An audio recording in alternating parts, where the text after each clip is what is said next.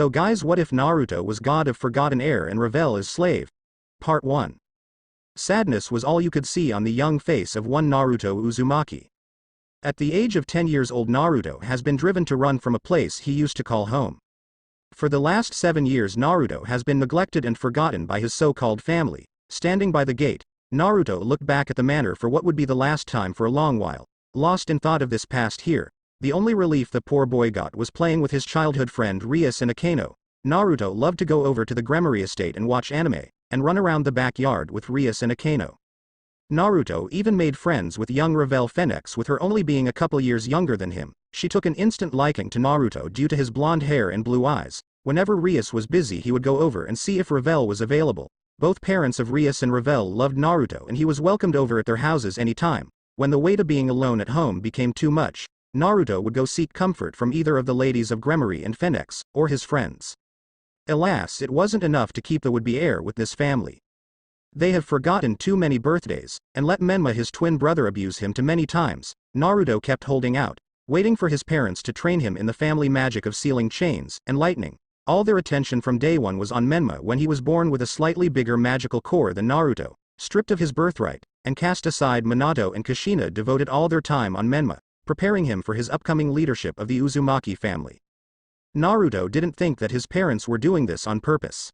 His family was surprisingly blunt. His parents, not in a vicious way, always told him that because of his brother's above-average core and Naruto's below-average core that he would amount to nothing. Naruto could understand wanting what is best for the clan, but the lack of attention, the neglect was what got to him, along with the lack of encouragement. It was decided on that day that Naruto would become so strong that his parents would have to acknowledge him. He would show them that he could become someone.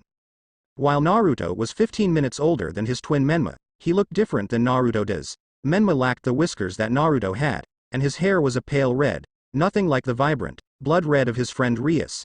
Naruto had a slightly better athletic build than Menma did. While not exactly fat per se, he just had a little extra bone than Naruto did. He thought with his slightly above average core and family techniques he didn't need to train his body.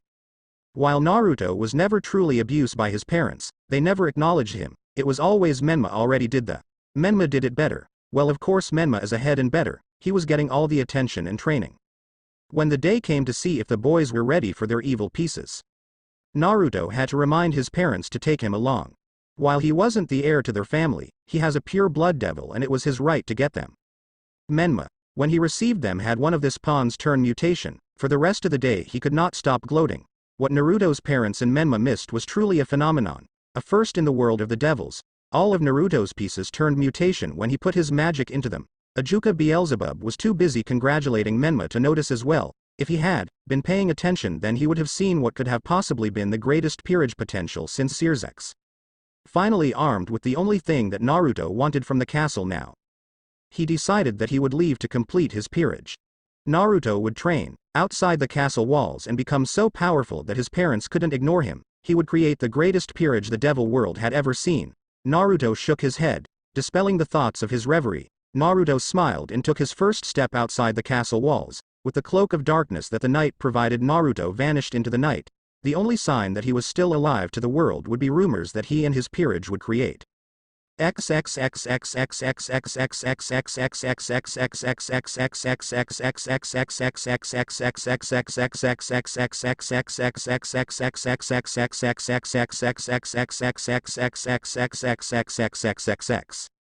Time skip 5 years. No offense, but who wants to read about training right after Issei reincarnated?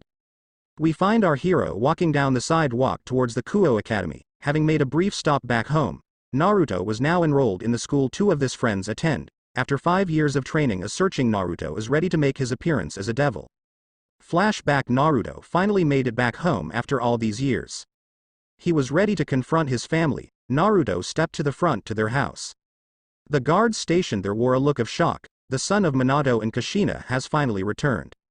Naruto didn't even need to stop. Flashing the back of his hand to show the Uzumaki crest, he stepped through the gates and made his way up to the manor, idly wondering whether this absence was missed or not. Deciding not to dilly-dally, Naruto put both hands on the large wooden doors and shoved them open. Minato and Kushina happened to be visiting with the Lord and Lady of Gremory and Phoenix. Turning their attention to the interruption brought wide eyes from the 6 occupants in of the room. Well, I wasn't expecting to have company when I came back. said Naruto as he surveyed the room. Surprisingly, it was Lady Fenix and Gremory who reacted first and made a beeline to where he was standing, throwing their arms around him, bombarding him with questions of "Are you all right? And where were you?" Finally, after getting them to calm down, they made their way over to the others, Naruto observing that his actual parents had yet to react to his presence other than their wide eyes. "After 5 years of my not being here, and you don't have anything to say to me," said Naruto. Kushina was the first to react. "Naruto, where were you? After you left without any reason, we couldn't find you. Everyone has been out looking for you." "Oh really, you had everyone out looking for me? How long did it take for you to realize I was gone? Oh, and another thing, no reason to leave. I felt like a stranger in my own house. You guys never paid any attention to me, and you did nothing about Menma's abuse towards me. I had plenty reason to leave," said Naruto. "We're sorry, that is the impression that we gave you. We never purposefully ignored you. Menma was to be heir to the family and he needed the extra help," said Minato, finally deciding to chime in. "Well, since you want to know where I've been, I was traveling the world looking to complete my peerage, and train because I certainly wasn't getting it here," said Naruto, exasperated. "However, I have not returned home. I merely stopped by to tell you that I am living in Japan now and I would like to go to Kuo Academy so I can be with Rias and Akano," said Naruto before any of them could reply. "That's fine. I can help you with that, Naruto. I will send the paperwork to the student council and get you enrolled," said Lord Gremory before either Minato or Kushina could respond. Both still had a slight dazed look on their faces, not really understanding what is going on. The return of their son put them back a few steps. It's not that they weren't glad to see him, it just that this seemed to be another of Naruto's episodes where he is acting out. "Thank you, Lord Gremory. I would really appreciate that. I will make sure to look out for Rias while I am there," said Naruto, getting up to leave. "Oh, and make sure that you come by the Phoenix Manor sometime soon. Ravel was so distraught when you left. It would be nice to see her happy again," said Lady Phoenix, with a sickly sweet smile on her face. Naruto began to sweat under the intense stare. "Sure thing, Lady Phoenix.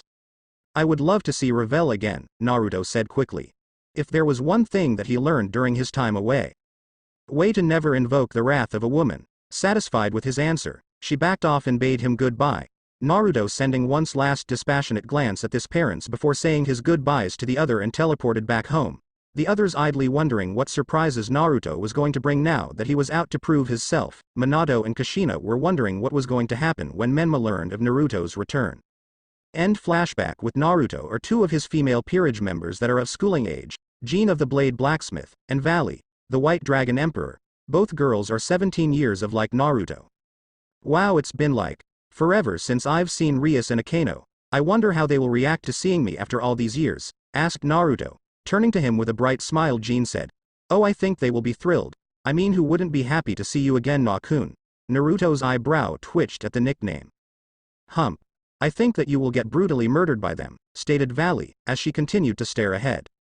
"Really, Valley? You think I will get brutally murdered? It's almost like you don't want me as your master," cried Naruto, as fake anime tears poured down his face. Jean was quick to wrap up Naruto in a hug, shooting Valley a dirty look for hurting her master. "No, Valley, don't say such things. Look at what you've done to Na-kun," said Jean.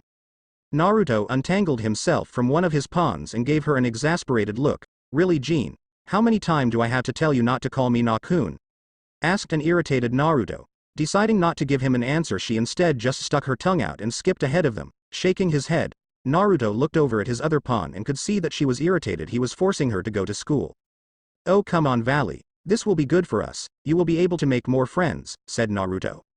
Valley gave him a look, then turned her attention forwards again. "I don't need any more friends, Naruto. You and the others are enough. The only reason that I agreed to this was to keep an eye on you," said Valley, sweat dropping as she at seeing Jean squatting down to look at a ladybug on the street, and maybe Jean as well. "Oh ho ho, so the cold Valley really does care for little ol me. Could this be the beginnings of love blossoming in my adorable pawn?" asked Naruto as he slid up to her, his eyebrows wiggling suggestively. The immediate effect of Valley's face turning 50 shades of red, and her to stumble was all Naruto needed as an answer. "Don't be absurd, such foolish implications. I am merely making sure you do not tarnish my name," said Valley, trying her best to look all cowly and intimidating. Desperately looking to change the subject, Valley spotted the school.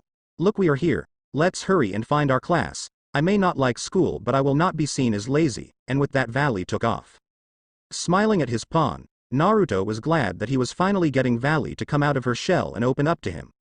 Being in his peerage had done wonders for her. She now has a family, A group of people she can rely on. Looking over at Jean, who was now lying on the ground looking a beetle, sweat dropped. Come on Jean, we need to catch up to Valley and find our class, said Naruto. Popping up, Jean smiled sweetly at her king and gently pulled him towards the school. Oh yeah. Going out on his own to find his peerage was the best decision of his life.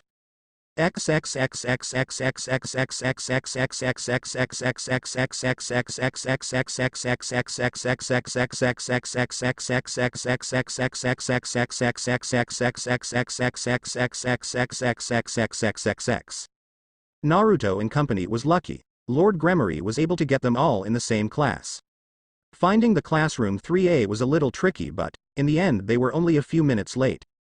Despite Valis' earlier enthusiasm, she was now in no hurry to get to class. Naruto idly wondered if Rias was going to be in his class. For him it was a catch-22 situation. Naruto wanted to see Rias really badly but didn't want this to be the way that they got reunited. However, Naruto's arch-enemy had others' ideas. After locating the classroom, Naruto and company slid the door open. The teacher of the class stopped his lecture to see what the interruption was. Ah, you must be the new transfer students. Good. My name is Mr. Takahashi and I'll be your homeroom teacher, said their teacher. Come up to the front of the class and introduce yourselves. Naruto, Valley and Jean made their way up and took a quick survey of the room. Sure enough, Naruto's arch-enemy rears her ugly head, as he spotted the familiar dark red of a certain friend. Oh fate, thou art a heartless bitch though, Naruto, as the look of shock and then anger overtook her features. Hello. My name is Naruto Uzumaki. I hope that we get along this year, said Naruto. Good, short, sweet and to the point. Valley just said her name and turned to look out the window. Hello. My name is Jean and my best friend and love interest in Nakun, said Jean as she gave a slight bow to the class. Naruto did the proverbial spit take and nearly gave himself whiplash, turning to Jean with wide eyes. Valley merely looked on in mild amusement, knowing this would cause a major uproar for her king. Before anyone could comment the declaration, the teacher took control of his class and prompted the three to sit in the empty seats at the back. While lucky that Rias was seated in the middle of the class, this did nothing to dissuade the heated glares she shot at him all throughout class. If her looks could kill, Naruto would have died 100 times over. Rias was pissed. No, she was more than pissed. If she didn't have such good control of her emotions and her power, she knew that the school would be in serious disarray. Naruto, her best friend after Sona and Akano, whom she has not seen or hear from in 7 years, just shows up out of the blue as a transfer student and doesn't say anything to her beforehand. She didn't even get to say goodbye to him. He just upped and left one day and that was that. Even in her anger though, Rias is beyond happy that her friend and secret crush is back. Rias' thoughts were interrupted by the dismissal bell. With lunch period starting, Rias can now get answers from her long-lost friend, even if she has to break every bone in his body to get them. Her train of thought was broken when Akano laid a hand on her shoulder, signaling it was time to go.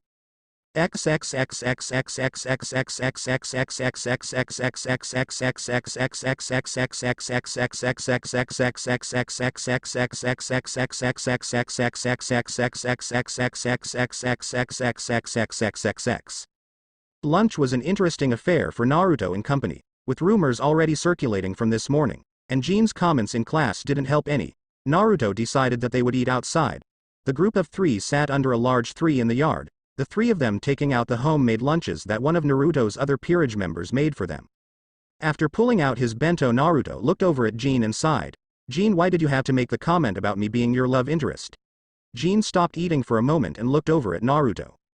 I am your love interest. I know how jealous you get when people hit on us and I was going to put a stop to it before it started, Jean stated with conviction. If you looked carefully you could see a fire blazing in her eyes as she somehow gained a sparkly backdrop. Naruto just sighed at this and cried anime tears, knowing this would just complicate things with Rias and his time here at school. Valley just looked at Naruto with an amused smirk on her face. Seeing her powerful king all flustered and helpless was something Valley thought was hilarious. Just as Naruto got over his slight depression and started to eat with his 2 pawns, an immense feeling of doom overtook him. It was like that feeling you get when you know that your end is near, and running will only make it worse. Looking up from his lunch, Naruto saw the one thing a god class being would be afraid of, a pissed-off woman empowered by righteous woman Fury.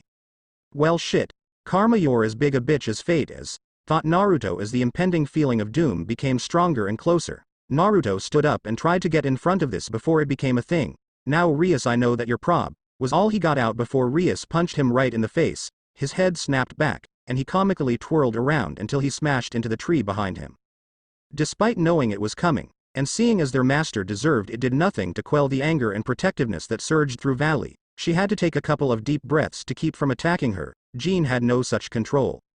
I suggest you keep your hands to yourself. I wouldn't want to have to hurt you for attacking my king again, stated Jean in the coldest voice Valley and Naruto had ever heard her use. Her magic flared as she was about to make a sword with her blade blacksmith. Naruto put a hand on her shoulder, calming her down. That won't be necessary, Jean. I deserved it, said Naruto as he somehow recovered from that like it never happened. Jean looked like she was going to protest. Naruto sent her a look that said everything was going to be okay. Jean begrudgingly stood down but not before sending Rias a dirty look. All throughout this confrontation an array of emotions flashed over Rias' face: shock, anger, sadness and a little bit of fear. After collecting her thoughts, she focused her sights back on the man she was currently angry with, her eyes silently asking questions. Rias, I am truly sorry that I left you the way that I did. When my 10th birthday came around, and I got my evil pieces, I thought that my parents would finally spend a little bit of time with me, but that was not the case, said Naruto. Instead they said that any peerage I created would pale in comparison to Menma's and that they couldn't help me because Menma needed help finding suitable peerage members. It was in that moment I realized that if I wanted to go anywhere in this world I would need to do it by myself. I know you would have helped me, but that was beside the point, said Naruto quickly as he saw Rias about to object. I left that night on a split-second decision to go out and train and find my peerage. I vowed that I would come back and take the underworld by storm. I am sorry I never told you, but I am back now for good. Rias silently searched his face for any sign of deception. After seeing none she sighed and her shoulders sagged. Well, I am still a little pissed at you, but I guess what is done is done. I don't like it, but with you being back I can assume your trip was successful and you completed your peerage? Asked Rias. A slight smirk on her face told Naruto that they were slowly getting back to the way things were. Oh Rias, as a high-class devil I thought you knew what happens when you assume, said Naruto. The teasing tone of his voice made Rias narrow her eyes in curiosity. No Naruto, I was never taught what happens to people when they assume, said Rias, a little taken back where he was going with this. Well, you end up making an ass out of you and me, Naruto said, chuckling at the look of shock on Rias' face. Rolling her eyes at the joke, Rias smacked his arm and looked at the other two girls with him. Seeing the question in her eyes, Naruto immediately remembered that he forgot to introduce his two peerage members to her. All kidding aside, yes, my quest was successful, and I did complete my peerage. 2 of my pawns are with me right now. The broody one silently laughing at my misfortune is Valley, the White Dragon Emperor, and holder of Divine Dividing.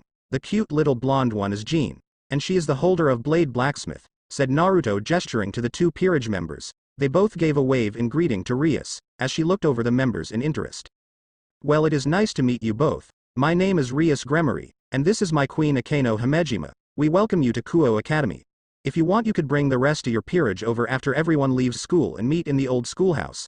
This is now the Occult Research Club. It acts as a front for our devil work, allowing us to leave when we need to. I would like to introduce you to mine and vice versa, said Rias, wondering who the other members of his peerage are going to be. Well, I think that can arranged. It would be only natural that you would want to see the most powerful rookie peerage in person. I mean, this is the one that will take Searzek's title of most powerful peerage from him, smirked Naruto, arms folded across his chest, looking casual as hell. Rias rolled her eyes before a smile overtook her face. This is what she missed the most, the gentle banter between them, the feeling of ease that his presence created. Not matter how hard she tried, Rias knew that her anger towards the boy was fading faster and faster. Every second she spent in this presence, looking over to him one more time, Rias gave him a slight smile, and bid them farewell. Oh, I almost forgot. Come to the old schoolhouse at 5 o'clock, by then everybody will be gone and there will be less chance of being spotted, said Rias over her shoulder as she walked away. Waving back to her, Naruto shouted his confirmation. He then turned to his 2 partners and gave them a cheesy grin. Well, that went far better than I expected, said Naruto. HMMP, I still don't trust her, she seems too close to you for my taste, said Jean with a pout. Secretly her biggest reason was because she hurt her Na-kun. That was far less entertaining than I thought it was going to be. I mean, come on, she only punched you once. I was kind of hoping to see you get pounded into the dirt, said Valley with a slight smirk on her face. While she was mostly kidding, part of her wanted to see it happen. Another part was still a little tense from the first encounter. Oh Valley, your words stabbed me right in the heart. I thought that you loved me. I guess that was just a cruel dream, Naruto cried out, throwing his arms around Jean. Valley's eyebrow twitched in irritation, more from the fact that Jean was sending her a look of victory at getting to hold their king. After getting over their little moment, they continued to eat the rest of their lunches and get ready for class. With the knowledge that their day was far from over, they made their way back up to the school, Naruto already sending a message to his queen to alert the rest of his peerage about the meeting later that evening.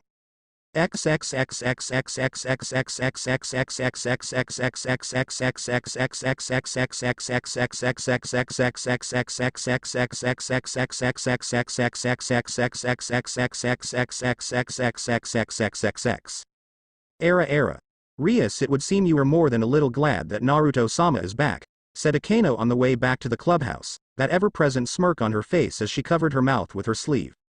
Yes, Akano, it is really good to see him again. I know you only met him a couple of times when we were little, but before you came along he was my best friend. He even promised to help me with that problem, said Rias, still hoping that there would be something he could do when the time came.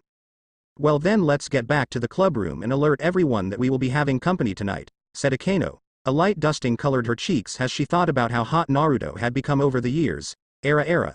I wonder if he would be willing to share, thought Akano as her thoughts drifted to the young king the left moments ago.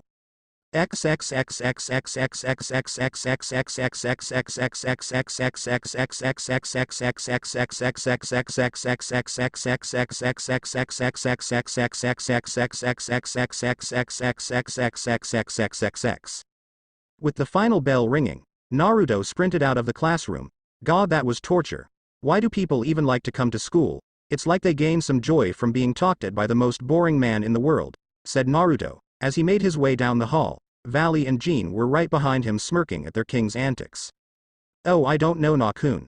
I thought school was kind of fun. You get to learn new things, and meet new people, said Jean as she skipped up to hang on his right arm. You would say that, Jean, you were the center of attention all day. The girls all wanting to be your friend, and the boys wanting you to be their girlfriend. It's almost like you don't want me to be your king anymore, said Naruto, leaning on Valley for support. Jean, not catching the sarcasm at first, started to panic, thinking her king didn't want her anymore. No, Nakun, you're the only one I want as my king. Please forgive me. I won't talk to another boy or girl again, wailed Jean, as she flung herself at Naruto, gripping the front of his shirt and looked up at him with big watery eyes. It's okay, Jean. I didn't really mean it, I was just teasing you. I promise that I am not mad, said Naruto, trying to calm her down. Jean looked up at him, searching his face for any signs of deception. Finally convinced that her position as pawn and future lover was secured, she turned around with a huff.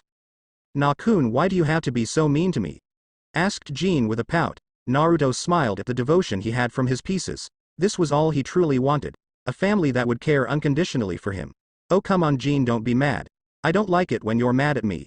I might have to make you smile again, if you don't, said Naruto, as he took a threatening step forward. Valley knew what was coming because he did this to all his female peerage members if they were sad or upset. Jean, not realizing what was going on, turned away again with a huff. No, you were mean to me and I won't forgive you so easily this time. A second later she burst out in loud laughter as Naruto started tickling her sides. Ah. Jean tried to squirm away from his questing fingers, but he kept her locked in place. Come on, Jean. If you forgive me, I'll stop, said Naruto, as his fingers started to make their way under her shirt. No, gasp, never. Jean managed to get out, before falling into a new gale of laughter as his fingers tickled Jean's belly button. After tickling her for 5 more minutes, Naruto let her, and stood back with a smirk on his face. This never failed to get them happy again. Jean looked over at Naruto and tried to put on an angry face, but she was too happy after the tickling she received. Fine, you know I can't stay mad at you, Nakun, especially after you tickle me like that, said Jean. Having finished up, the three of them made their way home to pick up the rest of his peerage for the little meet and greet they have later that night.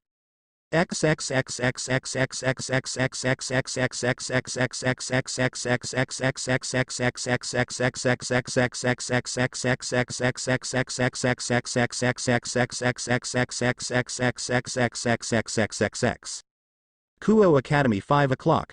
Naruto arrived at the school right on time. Being early was for nerds and being late was for D-bags. Naruto, with his hands in his pockets, walked down the halls of the old school building towards the main room. When he got there, Naruto calmly raised a hand, knocked on the door. Within a few seconds it was opened by a blonde boy around his age with a calm smile on his face. Era, you're right on time, Naruto-sama. Please come in, said Akano as she helped open the door. Taking a quick survey of the room, Naruto saw Rias sitting behind a large oak desk, a blonde boy leaning against one of the walls, and a white-haired little girl sitting on one of the couches. It looked like she was eating a bunch of cake. On the other couch was a brown-haired boy siding with a blonde-haired girl. Ah Naruto, I am so glad you could make it, said Rias. This is my Peerage. You've already met Akano, my queen. The blonde over by the wall is my knight Kiba Yuto. The white-haired one on the couch here is my rook Kaneko Taju. The brown boy over on the other couch is my pawn Issei Hyoto, and last but not least my bishop Asi Argento.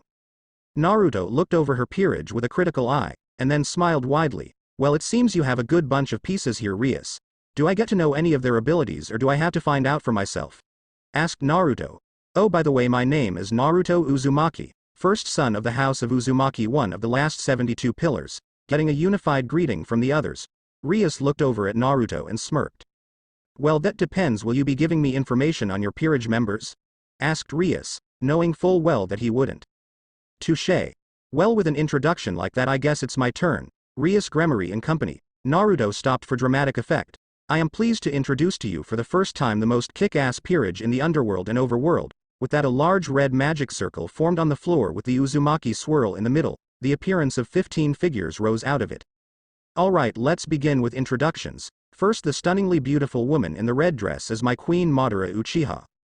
She is the last member of House of Uchiha. She is the last known holder of the eternal Mangekyo Sharingan and Rinnegan. Next are my bishops Laxus Drayar and Master Precht. He also goes by the name Lord Hades. They both hold multiple magics not of this world that with a single one could make them ultimate class devils. When Naruto said this, it drew interested glances from the other members of the room. Then are my knights. The one in the mask and cloak is Darth Raven and Aizen Sosuke is the one in the white trench coat. They are some of the best swordsmen is the world. Next are my rooks. The tall one is Darkseid. He was the rule of his own planet, but it took the entire planet revolting to kill him. I found him and reincarnated him. The wide gray one with the horns is Doomsday. He has a very interesting ability, not counting the immense strength he already possessed, said Naruto, as this drew a smirk from Doomsday. Last, but certainly not least are my pawns, said Naruto. All throughout this Issei was drooling over super hot women that were in this guy's Peerage. Asia huffed at him and pinched his arm, getting an ouch and a confused Issei. My first pawn is Mira Jane Strauss. She is the one in the dark pink dress. Don't let her looks fool you. She is among my more powerful pieces. The next one is Valley Lucifer. She is the silver-haired beauty with the frown standing in the back. She is the true descendant of the original Lucifer, and also the holder of divine dividing, said Naruto. This caused Issei's head to whip towards her and give a look of apprehension. Next is Kara Zor-El. She is the blonde beauty with the sparkling blue eyes standing there in the middle. She is the last of a race called the Kryptonians. After her is Diana Prince.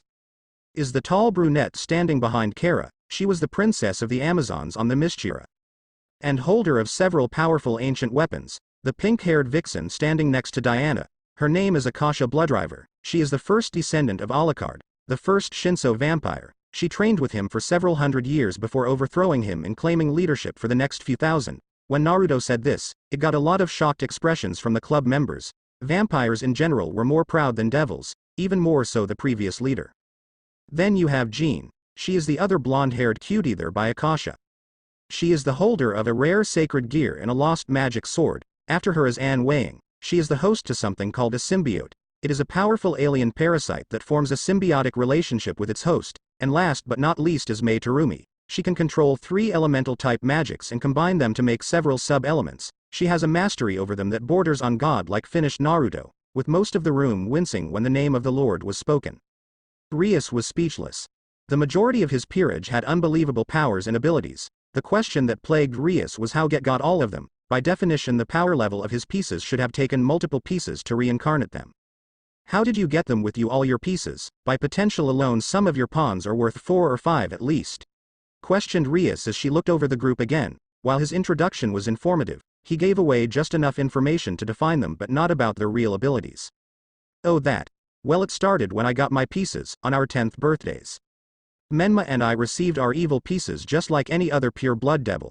We did the procedure to put our magic into them to respond to us, and us alone. You know the drill. Well, one of Menma's paws turned mutation and Mom, Dad, and Beelzebub-sama turned and fawned all over him. When I put my magic into my pieces, something spectacular happened, said Naruto. The whole of Rias and her Peerage were eager to find out what happened. All my pieces turned mutation. I still don't know how it happened, but I do know that mine are the first to have ever done that. For those of you who don't know, mutation pieces have the ability to reincarnate any piece regardless of the cost. That is why they are so rare and valuable. The rest is history. After that I left to find my peerage and train, said Naruto. Wow, that amazing. I never would have dreamed that it was possible, said Akeno. Bucko. What is so special in having a peerage of all mutation pieces? Asked Asia. Issei looked over at her as well, curious to what the reason was. The reason that it is so spectacular and terrifying is in theory Naruto could have a peerage of more than 15 pieces, said Rias. More than 15 pieces? I thought you were only given a 15 pieces. How can you have more than that? Asked Issei. In truth, most of the conversation went over his head. All he could think about were the hot chicks that made up Naruto peerage. Look at it from this perspective. You with the boosted gear were worth 8 pawns. Correct. This got a nod from Issei. If one of my pawns were mutation, I could have reincarnated you with just the mutation piece, and then technically I would have a group of pawns worth 15 because of the 8 for you and the 7 regular ones I still have not used. With Naruto having 8 mutation pawns, in theory he could have a group of pawns that are worth 64 pieces, said Rias, getting a look of understand and then shock from him and Asia. Valley then stepped out from the crowd and walked over towards Issei. So you're my rival then, the one I am fated to fight. You better grow stronger because as you are right now, you would stand no chance, said Valley, before turning to walk back to the group. While this was going on, the rest of Naruto's peerage started to mingle with Rias members. Okay, that's a lie, it was just the girls minus Valley and Madara mingling. The guys and 2 girls were a little more on the reserved side. Mirajane and Akeno seemed to have no trouble hitting it off, and Jean seemed interested in Kiba's sacred gear. Rias just smiled at the group. While it was good to see them getting along, the knowledge of what was about to transpire was putting her at unease. With that date quickly approaching, Rias began to get more and more desperate for a solution. She was broken out of her thoughts when Naruto slid up to her, putting a hand on her shoulder. It would seem that I came back just in time, huh? Said Naruto. A grin expression came over her face. Yeah, I still have not found a way to get out of it. From what it looks like my only chance would be to beat him in a raiding game, said Rias. Not really wanting to talk about that anymore, she walked towards the group, insistent on getting to know a few of Naruto's new members. Naruto was left with that final thought. A raiding game, huh? That would be the perfect way to reintroduce myself to the underworld and save Rias. With a foxy grin and a smirk, Naruto entered the crowd, sinister thoughts of how to deal with him already forming in his head. It has been a few days since the return, and meet and greet with Naruto and company. The following days have been pretty uneventful. Naruto's peerage has spent most of their time getting to know the surrounding area. The apartment that Naruto was able to procure is a large 3-story mansion-type house with over 20 rooms and half as many bathrooms. There is a multi-level basement as well with a training ground, hot springs, and a not-so-secret Naruto cave. It's where he conducts his experiments with a sealing art he picked up while traveling called Fuinjutsu, or sealing techniques. While so far only mastering sealing arrays and gravity weights, Naruto is looking for a way to seal away magic and energy. If he could, it would make fighting angels and fallen angels a lot easier. However, we now find our hero making his way down the corridors of the old school building. Naruto, with Madara accompanying him, are going to see what Rias and her peerage are doing. Seeing as Naruto is bored right now, and a bored Naruto is a dangerous Naruto, making their way to the double doors, he dramatically kicks it in to see what the 411 is. Oh yeah, bringing it back. Inside were Rias and the rest of her peerage, celebrating something and looking like they are getting ready to leave for somewhere. Rias, there seems to be a lack of activities for me to do. I am done setting up my portion of the house and all the common areas. My peerage is filled with lazy gits, and is taking their sweet ass time finishing their tasks. Please tell me you're doing something fun today, said Naruto, only to receive a whack in the back of his head courtesy of Madara. Master, behave, and the only lazy git in your peerage is you, she said with a huff and a bow of apology towards Rias. Rias just rolled her eyes at their antics. How he was able to get such a peerage she will never know. Okay, I am sorry, but I have to ask how you got your peerage members to join you anyway, asked Rias with genuine curiosity. Naruto just gave her a smirk, a dollop of fairy dust. Everyone in the rooms just gave him a dead-panned look. Really was all the answer he got from Rias. I ripped the tag off a mattress. Once again all he got was silence. Fine, I use a secret technique that is only known to a few, said Naruto, as most of the room just stopped paying attention to him at this point. While Rias didn't get the answer she wanted, it was nice to have him and his antics back. Issei, really believing there is such a technique, threw himself at Naruto's feet. What is this secret technique of master of women? Praised Issei, as he continuously bowed and fawned at the feet of this god amongst men before them. Perv, was all the answer that Issei got from his cute little junior Kaneko. Madara just snorted at this, knowing that for the most part it was luck, timing, and a little bit of his friendly personality and charm that got all of them to agree. Era, It would seem that Naruto and Issei are full of energy today. I wonder if I could put that to better use? Questioned Akano as she started to move closer towards him. Madara did not like that one bit and wrapped her arms around her king's neck, snuggling into his back. Don't worry, Akano. I will take care of any extra energy my king may have. Madara could see the look in her eyes. It was the same doe-eyed look the rest of the females in his peerage give him, while she conceded to sharing with them. Outside of the peerage was a different story. Akano looked like she wanted to retort to that but was interrupted by her king. As amusing as it is to see you two fight over Naruto, we have a schedule to keep, said Rias, trying to bring the focus back to the mission at hand. Oh, and what is this grand adventure that you will be going on? Asked Naruto. By the sound of it, this would give him something to do. Rias sighed, knowing that Naruto would probably be tagging along at this point, not that she was disappointed. We just finished a competition with another devil friend of mine and we will be going into the familiar forest, said Rias. A look of absolute joy overcame Naruto's face, and Madara just face-palmed. Noticing the reaction, Rias was just about to comment on it when Madara beat her to the punch. Naruto has a very special familiar that I will not divulge right now, because within minutes of us being there you will meet her, she explained, already preparing for the mental and possibly physical battle ahead of her. Oh Madara, you make it sound like you don't like Tia-chan. She has been nothing but kind to you guys and me, said Naruto, the look of pure innocence on his face as he tried to mask the anticipation of seeing his familiar again. Asia looked at Naruto with curiosity written all over her face.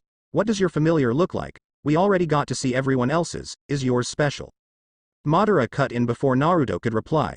Don't worry, you will see his familiar tonight, that I can promise. It's like she has Naruto radar or something.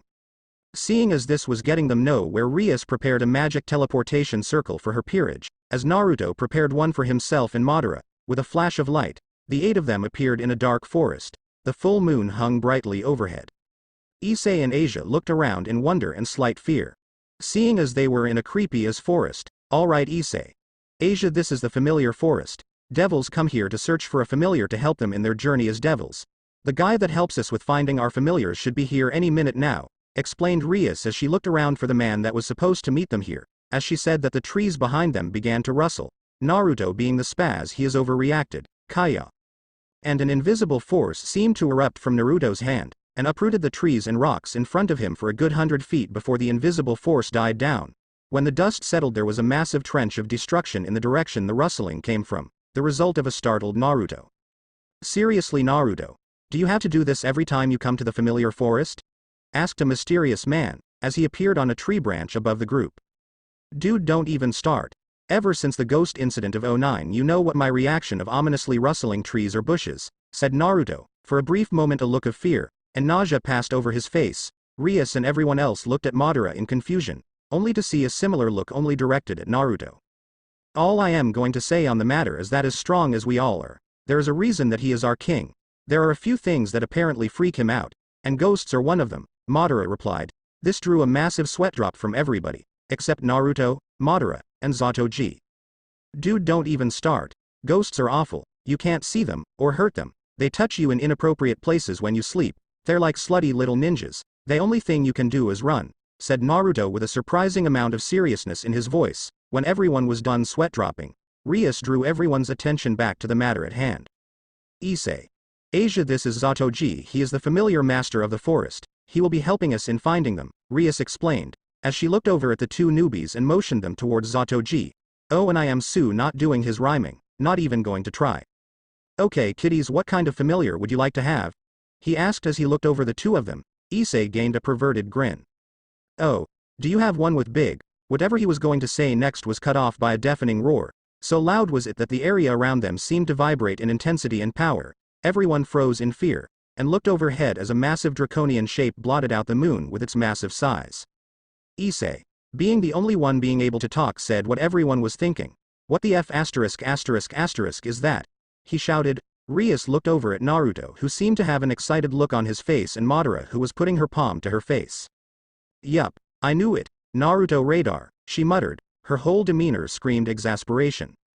Madara, who is that? Questioned Rias as she looked on in slight fear. As if to answer her question, the massive shape slammed into the ground behind them, lowered its head and roared right at Naruto. Madara rolled her eyes at her king's antics. That is Tiamat, the Chaos Karma Dragon. the only female Dragon King and the strongest of the 5 Dragon Kings said to have power comparable to that of a Satan, and Naruto's familiar. What? Everyone shouted, Rias, and everyone looked on in slight awe and fear. Zatoji, is it true, the one who refused to take a master chose Naruto? Asked Rias. Yeah, it's true. I was just as shocked as you were. I don't even know how he did it. I don't even think his peerage knows, he said as he looked over at Madara for confirmation. Yeah, no matter how much we beg and plead, he won't tell us how he convinced her to join him, Madara complained. So far it was a secret only known between them. Naruto in the meantime was having a stare down with Tiamat, when suddenly there was a bright flash of light and her massive size began to shrink down. When the light died down, there was a woman in the place of a dragon. She had royal blue hair that went down to the middle of her back, and her eyes were a shade darker than her hair. She had a body type that was similar to Madara. She appeared before them in a long flowing black dress, and was barefoot. Naruto, it's been so long since you last visited me. Why don't you come and see me anymore? You promised you would visit me more, whined Tiamat as she ran towards Naruto. Naruto smiled and held his arms out to wrap her up in a hug, until he saw the dangerous glint in her eyes. Wait. Tia-chan, I am sorry, I promise I'll visit more often. Naruto shouted as he started to run in the opposite direction. No, you already made that promise, now you must be punished. With that she launched a massive blue fireball at Naruto. With that the two of them went charging into the forest. Everyone just stared blankly as explosions went off in the distance. Large balls of fire and large black mushroom clouds of smoke popping up was the only indication that Naruto was still alive. Rias and Zatoji decided to move on and let Naruto catch up. Zatoji looked over at Issei and Asia and quietly studied them for a minute. Okay, well, back to the matter at hand. There are all kinds of familiars. There are cute ones, strong ones, poisonous ones. Let me know and we will find it, he said, as he pulled out a weird-looking flip binder.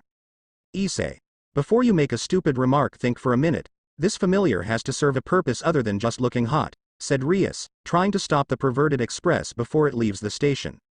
Well, I don't really know what I want right now. How about Asia goes first and we'll find mine afterwards, said Issei. Getting a nod from Rias, Zatoji looks over at Asia. Okay, what kind of familiar are you looking for?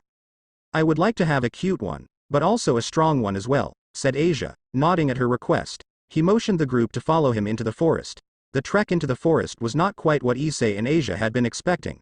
They had seen a few different familiars on their journey, a couple of Undine fighting on a lake, and had a run-in with a slime familiar that started to dissolve all of the girls' cloths. Issei thought that was the most perfect familiar for him, until Madara used some weird move and the slime was incinerated by these weird black flames. When the tentacles tried to make an appearance, they were met with the same fate. It took Issei 15 minutes to overcome the loss of his familiar, quietly weeping in the corner about how many naked women he could have seen with it. Oh, look at that up in the tree there, it's a spirit dragon. They are really rare. It is said that they will only appear before a pure spirit, Zatoji explained, getting an odd look from just about everyone in the group. Considering was one person may or may not have seen, you can guess who it was that had a lack of surprise. Well, we know then it isn't here for Issei-senpai then, said Kaneko, causing Issei to fall to the ground a weep at the lack of respect being showed to him. Getting over the pain of Kaneko's words, Issei turned to address Asia. Would you like to have that as your familiar, Asia? Asia looked at the spirit dragon and then nodded at Issei. Well then I shall acquire it for you then, Asia, said Issei, as he marched over to the tree and started to do a little shimmy up to the branch where the dragon resided. Issei, being the incredible individual that he is, chose to ignore the warnings of the more experienced devils and familiar master and did things this own way. Okay, dragon. I promised Asia that I would get her a familiar, and that is exactly what I am going to do, he proclaimed as he reached a hand out to grab it. Issei, be careful. Male dragons tend to not like males of other species, at all, like never ever, explained Zatoji. Alas, it was too late, and Issei got the daylights shocked out of him. Madara idly thought that Laxus might like this familiar as well. Burnt, and in pain, Issei did the only logical thing that he could. He made a fist and tried to punch the dragon in revenge, only to get shocked again, this time falling out of the tree in the process. The spirit dragon looked over the group and then flew down to Asia and landed in her arms. It would seem that the dragon has taken a liking to Asia after all. I guess she is the pure heart of the group, Akeno commented, and Kaneko and Kiba went to check on Issei. Rias then went through the steps for Asia to make the dragon her familiar. As she was finishing, Naruto made his appearance at the opposite side of the clearing as an incoming projectile rocketing towards them. Cloths singed and torn, Naruto was smacked by a massive force and was making a beeline right towards them. Madara then stepped up and did something that shocked the group further. A ghostly blue flaming ribcage formed around her. A single skeletal arm appeared on the left side. She raised it up and caught Naruto before his projectile-like body could harm anyone else. Oh Madara, you do care. I was just having a little discussion with Tia-chan. Our words got out of control and she decided that she wanted to see how far she could smack me with her tail. A slightly disoriented Naruto said as he tried to get his bearings back. Just then Tiamat landed in the clearing and made her way over to them and she went back into her human form again. It's okay Madara. I've worked out all my anger now, she said, but then turned to the group. Oh, you must be some of Naruto's friends. Well, I am Tiamat, the Chaos Karma Dragon and Naruto's familiar. Nice to meet you guys. Rias stepped up and introduced herself and the rest of her peerage, before turning to Issei. Sorry Issei, but we are out of time. We will have to come back another time to get you a familiar. Issei looked over at Asia with hers, and didn't really mind that he didn't get one. He kept his promise and that was okay with him. Naruto gathered Madara and Tiamat next to him as he prepared transport back to the academy. Apparently she didn't trust him to visit, so she's going with him back to the human world. Magical circles appeared underneath them with their respective symbols and with that they disappeared from the familiar forest.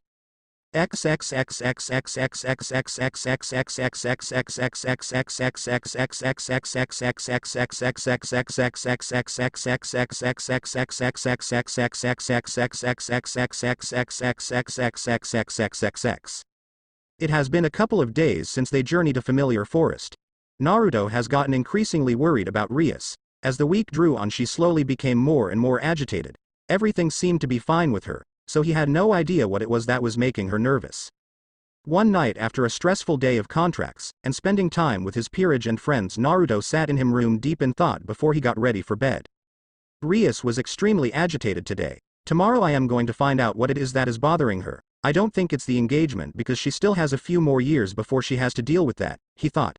Knowing that in just a little while the majority of his peerage will be slipping into his room to sleep with him, Naruto put on his sleepwear and got ready for bed. His routine was disturbed when a red magic circle appeared on the floor. It belonged to the House of Gremory. Rias appeared, and without any sudden warning went over to him and kissed him on the lips. It wasn't a friendly kiss, but one full of need and some sadness. After breaking the kiss, Rias just looked at him for a moment and then started to undress. Please Naruto. I need you to take me now. Please take my virginity. I need you to make love to me right now, pleaded Rias, who was fully naked right now, and trying to drag Naruto over to the bed. Naruto, being the stout and worldly man that he is, just stood there with a shocked and flabbergasted expression on his face. Taking his silence and lack of response as a no, Rias immediately wilted and shrunk away from him. Am I not good enough? I know that some of the women in your peerage are prettier than I am, but please give me a chance. Hearing the quiver in her voice was what brought Naruto out of his shock and back to reality. No Rias, you are beautiful, and more than worthy. This is just so sudden. Why the sudden need for me to take your virginity? I know that you like me, but I don't think that your love for me is the only reason behind this sudden endeavor, said Naruto, still trying to get a grasp of what was happening. Rias, whatever is happening, this isn't the way to go about it. Rias, is this about your engagement? Is that what this is about? Asked Naruto. Rias just shifted back and forth and finally relented. Yes Naruto, it is about the engagement. Well, yes and no. The thing is that I do want you to be the one to have my virginity. I've wanted that for a while, and I think you have known that as well. However, some things have come up and this was the only way I could think of to get out of it. The way I saw it was a win-win. I get out of my engagement and I get to make love to you, said Rias. Naruto took a minute to study her eyes, and found no hints of deceit. Look Rias, I have really liked you, since like I was 10 years old. I would be honored to do this with you, but I don't think that now is the time to do that. Let's put your cloths back on, and we can discuss this tomorrow at school. I promise you we will find a way out of this mess, said Naruto. He walked up to her and draped her shirt over her shoulders and covered her up, bringing his can and softly caressed her face. Rias leaned into the warmth of his hand. She turned her head and softly kissed the palm. Thank you Naruto for being here with me. I don't think I could have gotten through this alone. If you weren't here to talk me through this, just think what might have happened. I might have gone to Issei, and knowing him he would have taken advantage of me, said Rias with a shudder.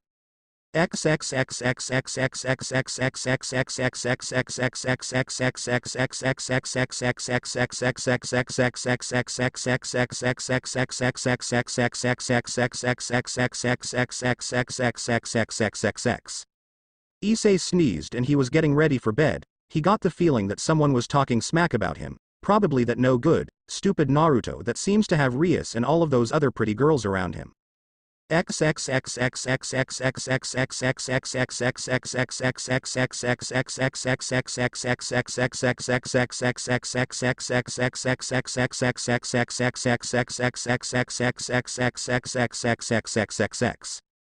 As Rias was finished getting dressed, another magic circle appeared in his room.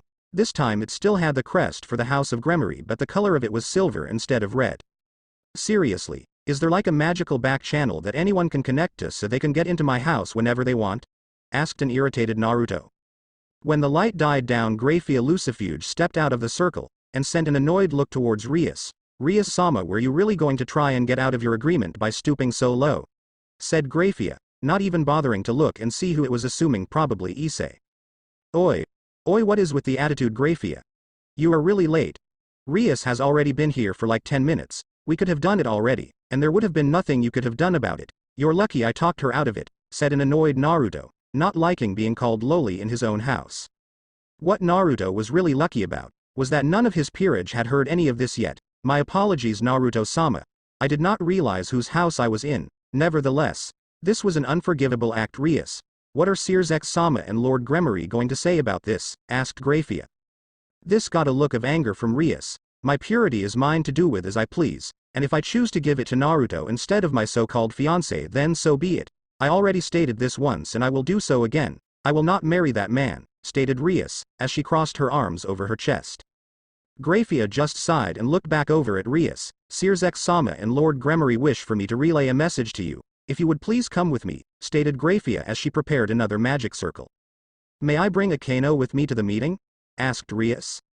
Your queen. Of course she can come. It is only right that a king's queen be with them in times like this, said Grafia, turning back to face Naruto before they departed. I am sorry about all of the trouble, Naruto. We will be talking about this tomorrow in the club room, said Rias, as she gave his one last sad smile before they both disappeared. Naruto let out a large sigh and fell back on his bed. Just as things were beginning to calm down, his door burst open with the female portion of his peerage making their way into the room. They were all cheerfully talking to each other before they took in the visage of their king. Sensing something was wrong, Madara stepped towards her king. Naruto, you look upset. Is everything alright? After sitting up, Naruto turned to look at his peerage. No, it would seem that the riser engagement is taking a much earlier turn than we anticipated. We will be discussing it tomorrow at school. Be ready for me to summon you at any time tomorrow because I don't know when the discussion will take place, said Naruto, getting a series of nods from them. Kara turned to go inform the others before they went to bed. When she returned, they all made themselves comfortable on Naruto's super king-sized bed and drifted off to sleep.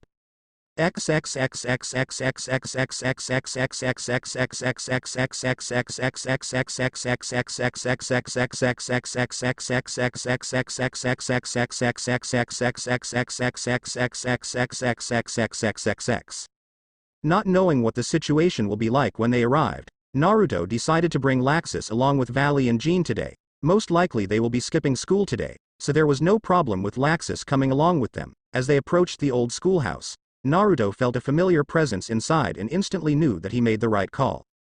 Naruto, there is a massive magical signature inside. Judging by your facial expressions you know who it is, commented Laxus. As he took in the situation, the lie before them, Naruto gave him a nod and pushed open the doors to the main room. The air was tense as everyone seemed to be waiting for him, and whoever he brought with him to arrive. Laxus idly glanced over at Grafia and confirmed that she was the massive magical signature that he sensed before they arrived. He trusted his king's judgment but was ready to act just in case. Good. I am glad you guys have arrived. We have a lot to discuss today. The first thing we need to go over is, Rias started to was interrupted by Grafia. Rias-sama, would you like for me to tell them? She asked, seeing as this was a very delicate subject for her and wanted to help in any way she could. No, it's okay, Grafia, I can do it. Okay, so the truth is, Rias was once again interrupted by a large orange magical circle appearing on the floor. The center of the circle seemed to have a large fiery bird, and then all of a sudden out of the circle erupted a pillar of flames. TCH, you were right, Naruto, it is that arrogant prick, said Laxus, clicking his tongue in annoyance. Whoa, what's going on? Asked Issei in confusion and fear, as Asia hid behind him and looked over to see a man step out of the fire. Phoenix was all Kaneko had to say on the matter, as she looked over at him in disdain. The man stood around 6'1", and had blonde hair and blue eyes. He appeared to be in his early 20s and wore a maroon dress shirt with the top few unbuttoned, with matching maroon pants. It's been so long since Riser has been to the human world, he said as he took a look around the room. His lecherous gaze fell upon Rias and a wide grin spread across his face, as Rias, my darling Rias, it is so good to see you again. Riser walked straight over to Rias and began to touch her, and put his hands on her. This got an extreme reaction out of Issei. Hey you bastard. Who do you think you are to just put your hands on her? Shouted Issei as looked at him in confusion and rage. Oh, and who might you be? Questioned Riser, mildly amused. My name is Issei Hyodo, and I am Rias Gremory-sama's pawn, he said as he looked straight back at Riser. Oh. Well okay then, good for you, said Riser as he went back to feeling up Rias. Grafia, who is this guy? Asked Issei, and Asia looked over at her too. This is Riser Fenix-sama, and Rias-sama's fiancé, she said, getting a wide variety of reactions from the room's occupants.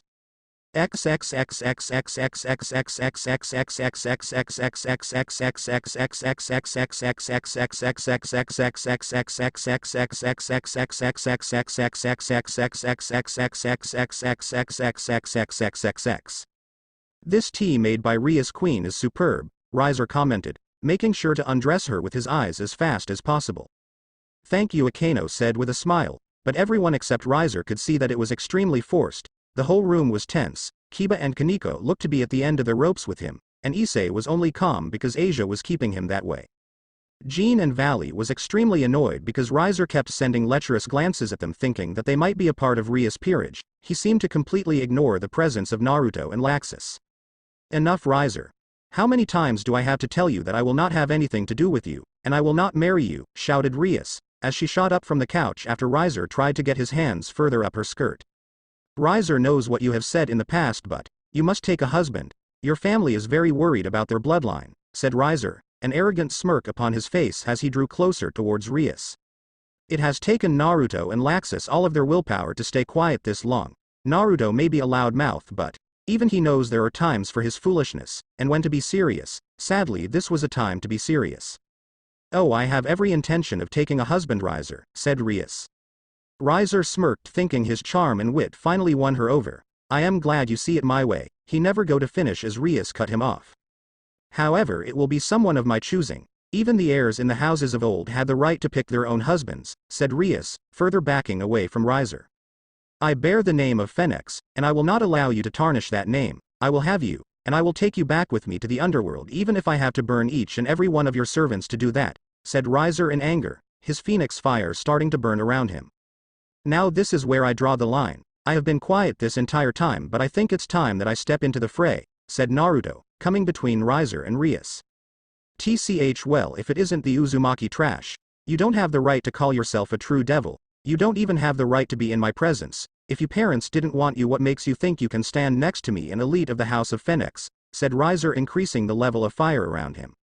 Whatever Naruto or anyone was about to say was cut short by a flash of lightning and a sickening crack as Laxus flashed at Riser and delivered a lightning-enhanced punch right to his jaw. The explosion of lightning off his body further launched him into the wall behind them. Everyone had stunned expressions on their faces. Grafia, a seasoned war vet, didn't even see him move. Laxus landed between Naruto and Riser with a look of rage nobody had ever seen on his usually calm face. That is the one thing you will not say in my presence. My king gave me a new life after my old one fell to pieces. He took me in, gave me a family and a new purpose in life. It is because of him that I am alive, and I will do everything in my power to protect that, said Laxus in an unusually calm voice, betraying what his face was actually showing.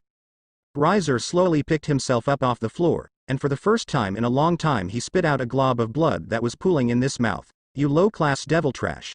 Who do you think you are to touch a high-class devil such as myself? Yelled Riser as fire exploded around him. Equally pissed off, a pillar of lightning erupted from Laxus. The amount of demonic magical power he were giving off was staggering for just a bishop. Grafia made to intervene, but before she could make a move, Laxus let loose a massive lightning bolt that instantly disintegrated 3/4 of his body, causing him to fall to the ground in pain. After regenerating, Riser made to attack this devil trash but was once again stopped when Laxus delivered a devastating uppercut to his stomach. This caused lightning to arc and dance all around his body, causing him to fall to the floor once again. Finally finding her voice, Grafia stepped into the fray. If you don't stop now, I won't hold back on the honor of my king Searzex, said Grafia, letting a fraction of her power out, trying to cow them into compliance.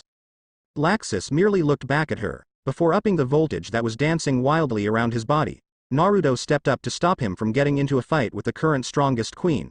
Notice I said current, it's okay Laxus, I think he got the message, said Naruto, calming down his longtime friend and bishop. Laxus gave one last sneer towards Riser and then powered down his lightning. Graphia went over to check on Riser. What did you do to me? I can't feel anything from the neck down, you bastard, yelled Riser, panic starting to come through in his voice. This got everyone to look at him in fear and awe, then at Laxus for an explanation. Smirking, he looked over towards Riser. I merely overloaded your nervous system. You see, the human body, devils included, use electrical neurological impulses to feel and move. What I basically did was short-circuit your nervous system with just the right amount of electricity. It's going to take a few minutes for your brain to remember how to make your body move. Your regeneration won't help now because while your nerves are healed, the balance they had is not fixed yet. With each passing word, the cruel smirk on his face got bigger and bigger. Hopefully this will teach him not to run his mouth. A look of horror and awe swept over the occupants of the room. Graphia went over to see if her healing magic could speed up the process. In truth, she was a little bit scared of him now. The move he just pulled required unbelievable precision that most devil don't have with their elements.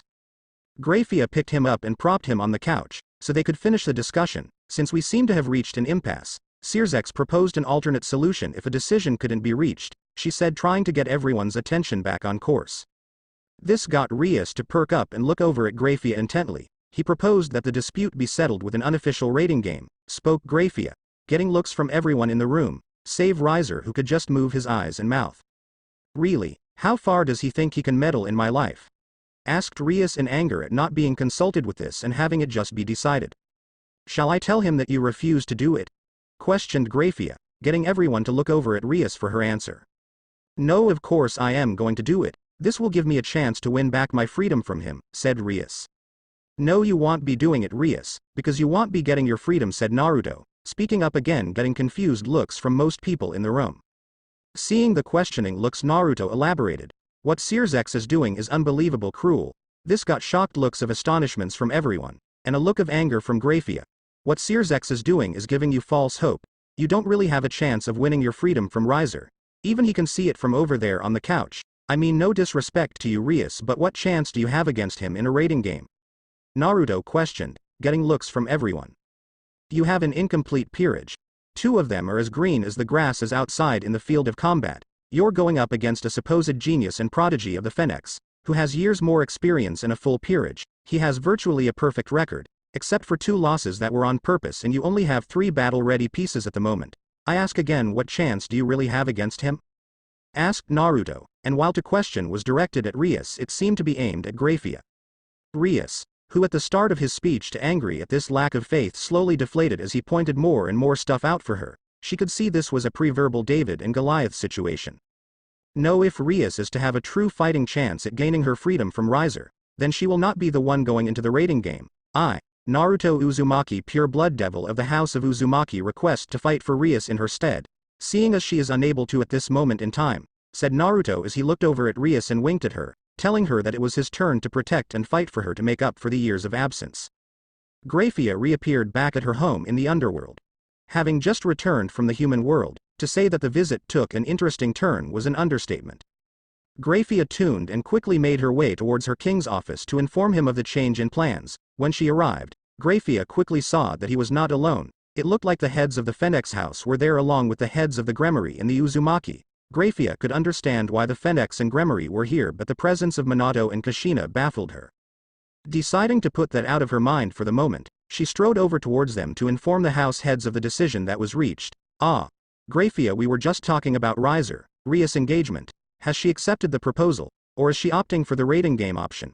Questioned Sirzex, seeing as his queen came to deliver the final answer. Well, there seems to be a slight wrinkle. Rias chose option number 3. Said Graphia. This drew questioning looks from everyone in the room. Seeing as they were about to ask her to elaborate, Graphia continued, she and Riser weren't the only pure-blooded devils there today. It would seem that your son, Minato and Kushina, has taken the role of defender for Rias. He accepted Riser's challenge to a rating game in the place of Rias. Naruto had some not so nice things to say about you, Sirzex, and you as well, Lord and Lady Gremory, but that is for a later time, said Graphia, who once again drew looks of confusion from her statement. Tell me what happened, said Sirzex, Wanting to know how the meeting went down, and what Naruto said about him, Grafia then proceeded to give an account of what went down up to the point of Naruto taking the place of Rias in the rating game. Seeing everyone take a second to digest what just transpired, Grafia continued, however there is more. Flashback: no, if Rias is to have a true fighting chance at gaining her freedom from Riser, then she will not be the one going into the rating game. I, Naruto Uzumaki, pure blood devil of the house of Uzumaki, request to fight for Rias in her stead, seeing as she is unable to at this moment in time, said Naruto as he looked over at Rias and winked at her, telling her that it was his turn to protect and fight for her to make up for the years of absence. Riser looked at him for a brief moment and just started to laugh at him. Seeing as he was getting more control of his body back, the laughter got stronger as the minutes wore on. Finally, when he calmed down, he gave Naruto the most condescending look he had seen thrown at him. I will admit that your bishop is pretty powerful, but the only reason that I got hurt as much as I did was because it was a cheap trick. He got me when I was not prepared and had not time to fight back or defend myself, said Riser. The level of arrogance in his voice astounded even Grafia. You, who was rejected by your household, thinks that he can beat me, a virtual prodigy of my own house. You even said it yourself. I have years more experience and I am far more powerful than you lot. At this time Riser gained mobility back in his body, and he started to walk around room. If you're so confident in yourself, then it should be no problem letting me fight for Rias in her place. Surely you want Rias to realize how much better of a devil you are in comparison to me. What better way than by stomping my ass in a rating game? Questioned Naruto. Everyone except Riser could see that he was just goading him on and playing to his vanity. Very well, I accept you fighting for Rias in this rating game in her stead. When you lose, however, you have to also live the rest of your life as a slave to the House of Phoenix, said Riser. It became obvious that he was trying to milk this deal for all it was worth. That suited Naruto just fine. Destroying his pride in the rating game and getting Rias back would be prize enough. Just then another magical circle appeared behind Riser, a smirk playing on his lips as 15 figures appeared behind him. He had summoned his Peerage. Trying to intimidate Naruto was the best guess he could come up with. As you can see, I do have a full set, and all of my pieces were strategically picked to be the absolute best for their position, Riser bragged, only to look over at Issei, who had a sudden fit of the hysterics. Everyone could see him crying and cursing out Riser in the corner of the room, Asia trying her best to console him. What the hell is the matter with him?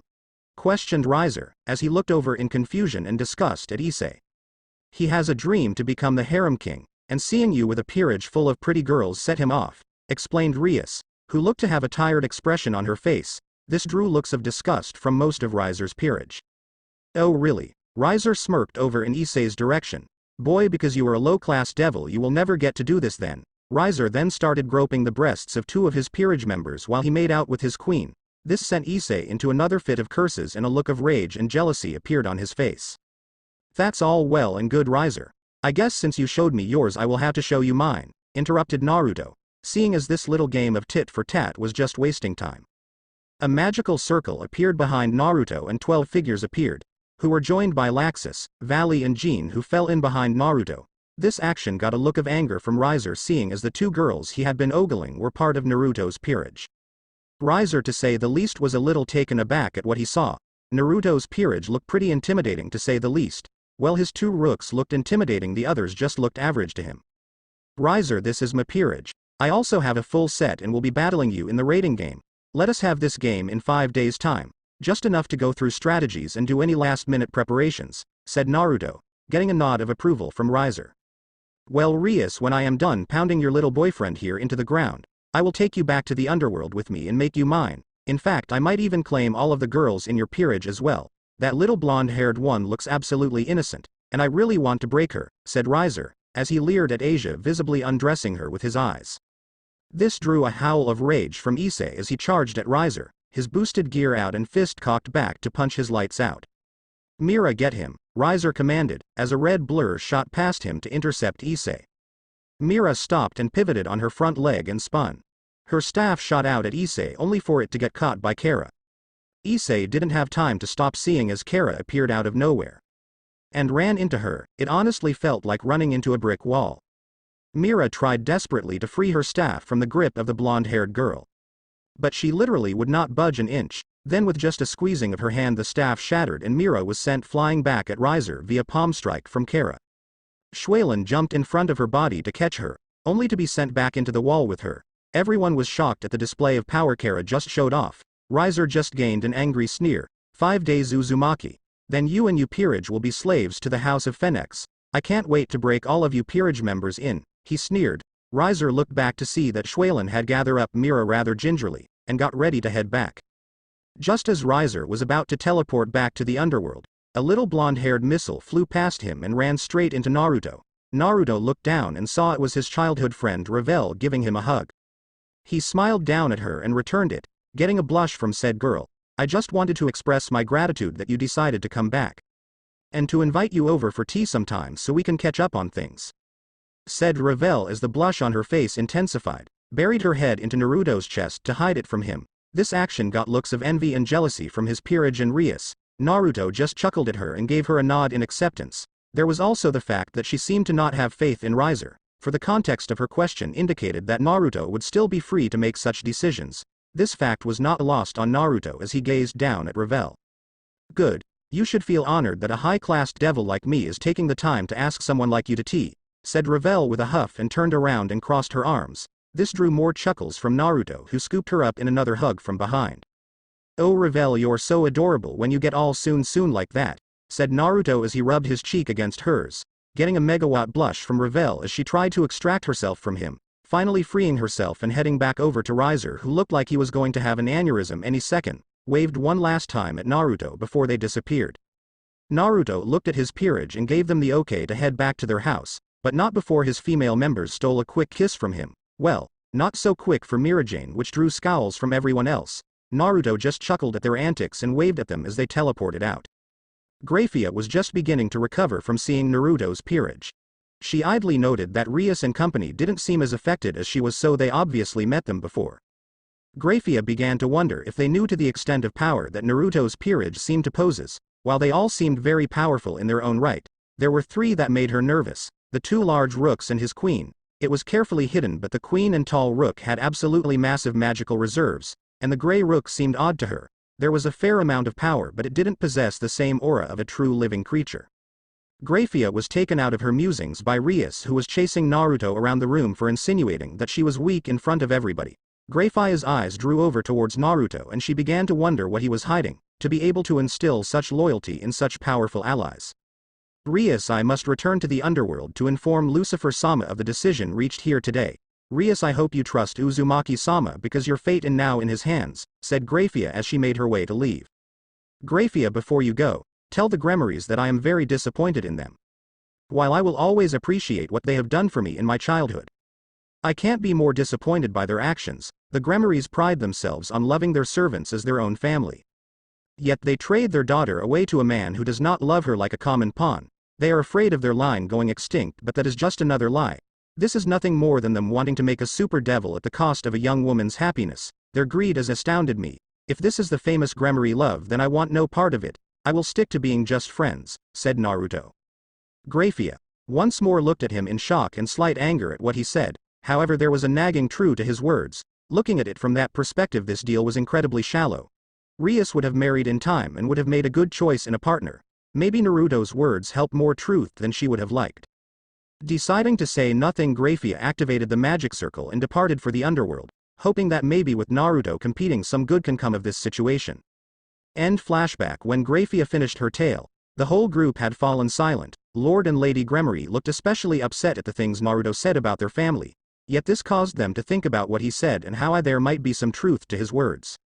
Lord and Lady Gremory, Lucifer-sama, please let me apologize for my son's actions. It would seem that he has still not learned his manners and said some dreadful things about your family, said Minato, trying to some damage control and hoped that this didn't ruin any of their friendships. No need to apologize, Minato. We have always known that Naruto would take this decision the hardest. However, I can see some truth to his words. Venelana dear, perhaps we did make a hasty decision in setting up this contract between Riser and Rias. We could see from day one that they two of them would have made a great couple, said Lord Gremory as he looked over at this wife. I don't know, but it's too late now. All we can do is wait and see the outcome of the rating game between Riser and your son Kushina, said Venelana, and she looked over at the other two wives. Sirzex seemed to be deep in thought about what transpired just now and was about to ask more questions when Graphia began to speak again. Also, Sirzex, while I was there I got a brief glance at Naruto-sama's full peerage. 3 of his pieces set me on edge, said Graphia, as she got looks of curiosity from everyone in the room. Kushina was the first to find her voice. What do you mean set you on edge? Graphia looked uncomfortable for a minute before she answered. I don't really know how to describe it. One of them, his queen, had this feeling of absolute power about her. It was also weird her eye changed to these weird patterns every now and then. I didn't get a real good look. The two pieces that really bothered me were his rooks. One has large enough magical reserves that he could almost be an ultimate class bishop, and the other gave off this weird vibe, answered Graphia. This drew even more curious glances from the group. Searsex took this opportunity to ask, weird how? Did it seem like it was angels and fallen angels weird? No, it was definitely not affiliated with any church. It gave off this feeling of death, like it was living yet not truly alive, like I couldn't hear a heartbeat, or even see him breath, answered Graphia. Whatever that thing was, hopefully they got to see what it does and learn more about it. Well then, it would seem that Naruto has gone and got him some interesting pieces. I personally can't wait to see how strong he is now, said Searsex. Graphia just rolled her eyes at him. Kushina, I still don't understand why you did what you did to Naruto. He seems to have gotten so powerful. Why couldn't you take care of him like you did Menma? Questioned Venelana. It still baffled her that a mother could ignore one of her children. I told you Menma had more potential, and Naruto would have just let the Uzumaki name down. I still love him, but Menma is the future of the clan and needs us more than Naruto does, said Kushina. She did in fact feel bad about abandoning her son, but it was for the good of the family. Naruto should have known that it was nothing personal against him. Finally, Lady Phoenix decided to chime in about the wayward Uzumaki child. Well, aside from the stakes of this match, I am very excited to see how much little Naruto has grown. This is going to be a very hard test for him. As Venelana was about to reply, the doors to the room burst open and a young man walked in. He looked to be about 17 years old, and stood around 5'11". He had longish red hair and purple eyes. This was Menma Uzumaki, the current heir to the Uzumaki family.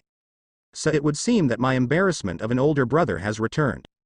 Well, it doesn't matter how strong he's gotten because he will always be trash in my presence.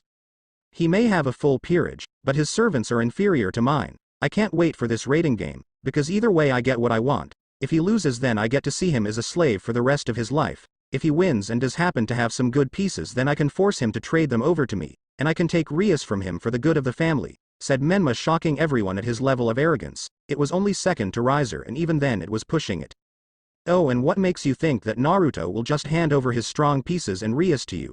Questioned Searsex. It was not in a condescending way, he was genuinely curious at the young boy's reasoning. Because I am his better, and if he doesn't, then I will formally challenge him to a rating game like the one he is in now. Then once he loses, all that is his will belong to me, stated Menma as if it was the most obvious thing in the world. Once again, the sheer arrogance and vanity was astounding. It was as if there were two Risers or two Menmas in the world. Even Kushina and Minato had the decency to look a little sheepish at their son's behavior. Everyone just seemed to shake their heads at him. Well, we will know the outcome in 5 days. Now I believe we need to go discuss the battlefield and what the landscape is going to look like, said Searsex, and with that he bid his guests farewell. Flash forward 5 days. I mean, really, who wants to see training? We find Naruto chilling on the couch of the Occult Research Club room, casually drinking tea as Rias was pacing back and forth across the room. Naruto's peerage was around him, not seeming nervous at all, and this irritated Rias immensely. Okay, Naruto. I need to know exactly what did you do over the last 5 days to prepare? I do recall that it was you who asked for the 5-day prep time, said Rias as she tried to keep her cool, but can you blame her? Her fate is about to be decided in the next couple of hours. Seeing the frazzled girl, Naruto just let out a throaty chuckle and gave a little shake of the head. Oh Rias, what makes you think that I did any real prep for the rating game at all? Asked Naruto. This got a howl of rage from Rias as she stomped over towards Naruto to throttle him. What do you mean? You were the one who asked for the 5-day prep period, screamed Rias, as she grabbed Naruto by his collar and shook him like a rag doll. After finally extracting himself from Rias, he gave her what could be described as a haughty look of derision. Rias, do you really have so little faith in me? I think we, my peerage and I, spent about 2 or 3 hours and put together a good battle plan and a couple of contingencies. The 5 days was for Riser, so when I stomp his ass into the ground, there will be no excuses for him to hide behind, said Naruto, if it was the most obvious thing in the world. Rias, while confident in Naruto's abilities, was starting to get a little pissed at his flippant behavior. Rias could see that Akano and Kaneko were starting to wear a little thin in the Naruto department as well. Seeing that another tantrum was in the near future, Mirajane ran over and started to play peacekeeper. Rias, while I know that this is hard for you, you need to trust us. I can tell you with the utmost certainty that Riser Phoenix does not have a snowball's chance in hell at winning this rating game. It is not me, or Naruto being cocky. It is the simple fact that our group far outclasses anything that Riser has, said Mira in that soothing, almost hypnotic voice that she has. I know Mira, but if it was me in his place I would still be thinking of different battle strategies. I mean, Naruto is my age. I guess it's still hard to take in how powerful his peerage is for his age, stated Rias, and she looked over at his group. May it looks like just said something raunchy or scandalous because both Diana and Akasha were blushing up a storm and sputtering denials to whatever was said. Laxus, Master Hades, and Aizen were in a deep discussion about who knows what, and Kara seemed to be annoying Anne, who was trying to catch her in a web but was failing at it. I guess it just bugs me that I am so nervous right now and none of you seem to be the least bit serious. I guess Rias was really worried right now. It was hard knowing that the fate of the rest of your life was to be decided in a few hours. Hey, I will let you in on a little secret. Everyone is nervous, and despite the power that we all have pre-battle jitters. Even with all our power, there are no absolutes in battle. That is why Naruto is going into this battle confident but not overly so. Riser may have just beaten himself with the fact that he is underestimating us, replied Mira. She took Ria's hand into her own and gave it a comforting squeeze. Hey, not to get off topic, but what is your magic? From what I can see, everyone in this peerage has something special about them. I know that Naruto is not shallow enough to pick you just for your looks, so what is it? Questioned Rias. Mia could see a childlike curiosity in her eyes that almost made her cave in. Shaking her head, Mira stood up and made her way back over to her peerage mates, but not before giving her a taunting smirk. Rias gave a pout, knowing that she would have to wait and find out just like everyone else. As things were starting to calm down, a magic circle appeared in the room and Graphia stepped out. Naruto, it is time for the rating game. Get ready, the announcement for teleportation will be made shortly. Rias, I am here to take you and your peerage up to the observation deck. Searzex will be watching the games along with Lord and Lady Gremory, Phoenix and Uzumaki. Naruto, I believe Menma will be watching as well, said Graphia as Rias and company made their way over the stand next to her. All this got her was a barely acknowledged grunt. Rias gave Naruto one last smile and mouthed good luck, and they were gone in a flash of red light. Turning to his peerage, it was time to make a rousing speech that would inspire his troops and spur them on to victory. Riser is a D-bag and cannot be allowed to win. I don't want this to be a rating game. I want this to be a slaughter. Now before you all start pissing and moaning, not all of you will have parts in the game. This drew a loud moan and some boos from his peerage before he could stop it. As I was saying, not all you will have large roles in this rating game. However, I do believe there is a summit for the young devils coming up, and my idiotic brother as well, so you will get your time, said Naruto. This seemed to somewhat placate his peerage. That said, I want this to be a slaughter. I don't care how you take down your opponents. Toy with them. Destroy them outright. I don't care, just don't lose. This is the plan. Kara and Diana will be flying overhead at the start of the game. I want detailed locations of all his pieces. Once I get locations and numbers, I will divide you guys up and send you on your merry way. As Naruto finished his explanation, a massive magic circle appeared underneath them and they were teleported right back into what looked like the Occult Research Club room. Ladies and gentlemen, I, Graphia, will be running commentary and refereeing this rating game that will take place in a replica of Kuo Academy. First we have Riser Phoenix, whose territory is in the Student Council Club room. Then we have Naruto Uzumaki, whose territory is in the Old School building. For pawns to promote you will need to be inside the designated rooms, explained Graphia. This got a nod from Naruto as he started to look over an aerial map of the school. This match will begin in 3, 2, 1, begin. With that, the rating game was underway. Kara and Diana shot out of the clubroom window and were already in the air looking for Riser's pieces. Naruto faintly heard the sound of a sonic boom as Kara and Diana broke the sound barrier and went supersonic. Okay, first as a precaution, Laxus, Hades, go into the forest and lay down some precautionary traps just in case some of Riser's pawns manage to get by. I doubt they will, but better to have them and not need them, than to need them and not have them, said Naruto, getting nods from both of them as they set out to do their jobs. As this was getting set up, Naruto began marking places on his map of where the traps were set as Laxus and Hades told him. After their return, it became a waiting game. Naruto, you there? This is Kara? Yeah, Kara, I can hear you. What have you and Diana found? Naruto asked. This drew the attention of his other pieces. Okay, so you have 3 pawns moving towards to schoolhouse through the forest. A rook and 3 pawns moving to take the gym. Both of the knights, 2 pawns and a bishop are on the athletic field. The queen seems to be circling and moving from each location. She has no designated spot. The last rook and bishop are moving in a pincer movement tandem with the 3 pawns and are near the athletic shed in the opposite side of the forest by the pool, said Kara, and she and Diana made their way back to the base. Naruto thanked them and waited for his 2 pawns to make it back. In the meantime, Naruto relayed the information he just got from them to his other pieces and gave them their earpieces. Once that was finished, Kara and Diana made their way back to the clubroom and they got ready for their assignments. Okay, this is what we are going to do, Akasha and Anne.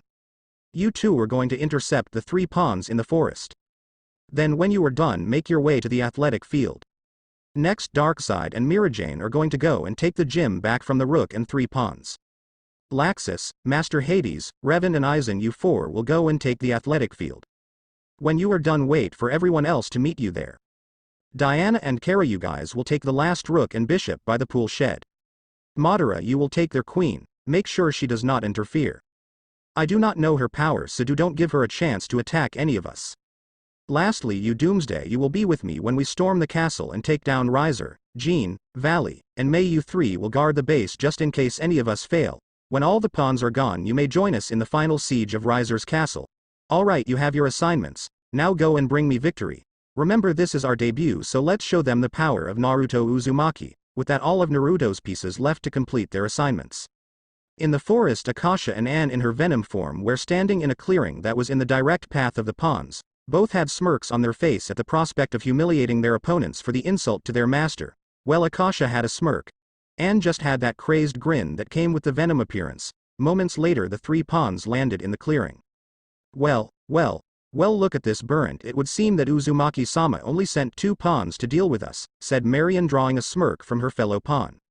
Yes, it would seem so. We have the number advantage, so we need to make quick work of them so we can promote, said Burnt as Sharia began to make her move. Well, seeing as you don't have any manners despite being maids, I shall start the introductions. I am Akasha Bloodriver, previous vampire ruler. And this is Anne Wang, holder of the venom symbiote, said Akasha as she gave them a mock bow. This only seemed to piss them off more and they got ready to attack.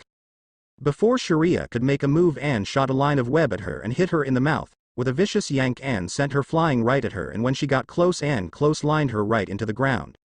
As she tried to stand up, Anne jumped and gave another vicious yank on the line and sent Sharia sailing into the air.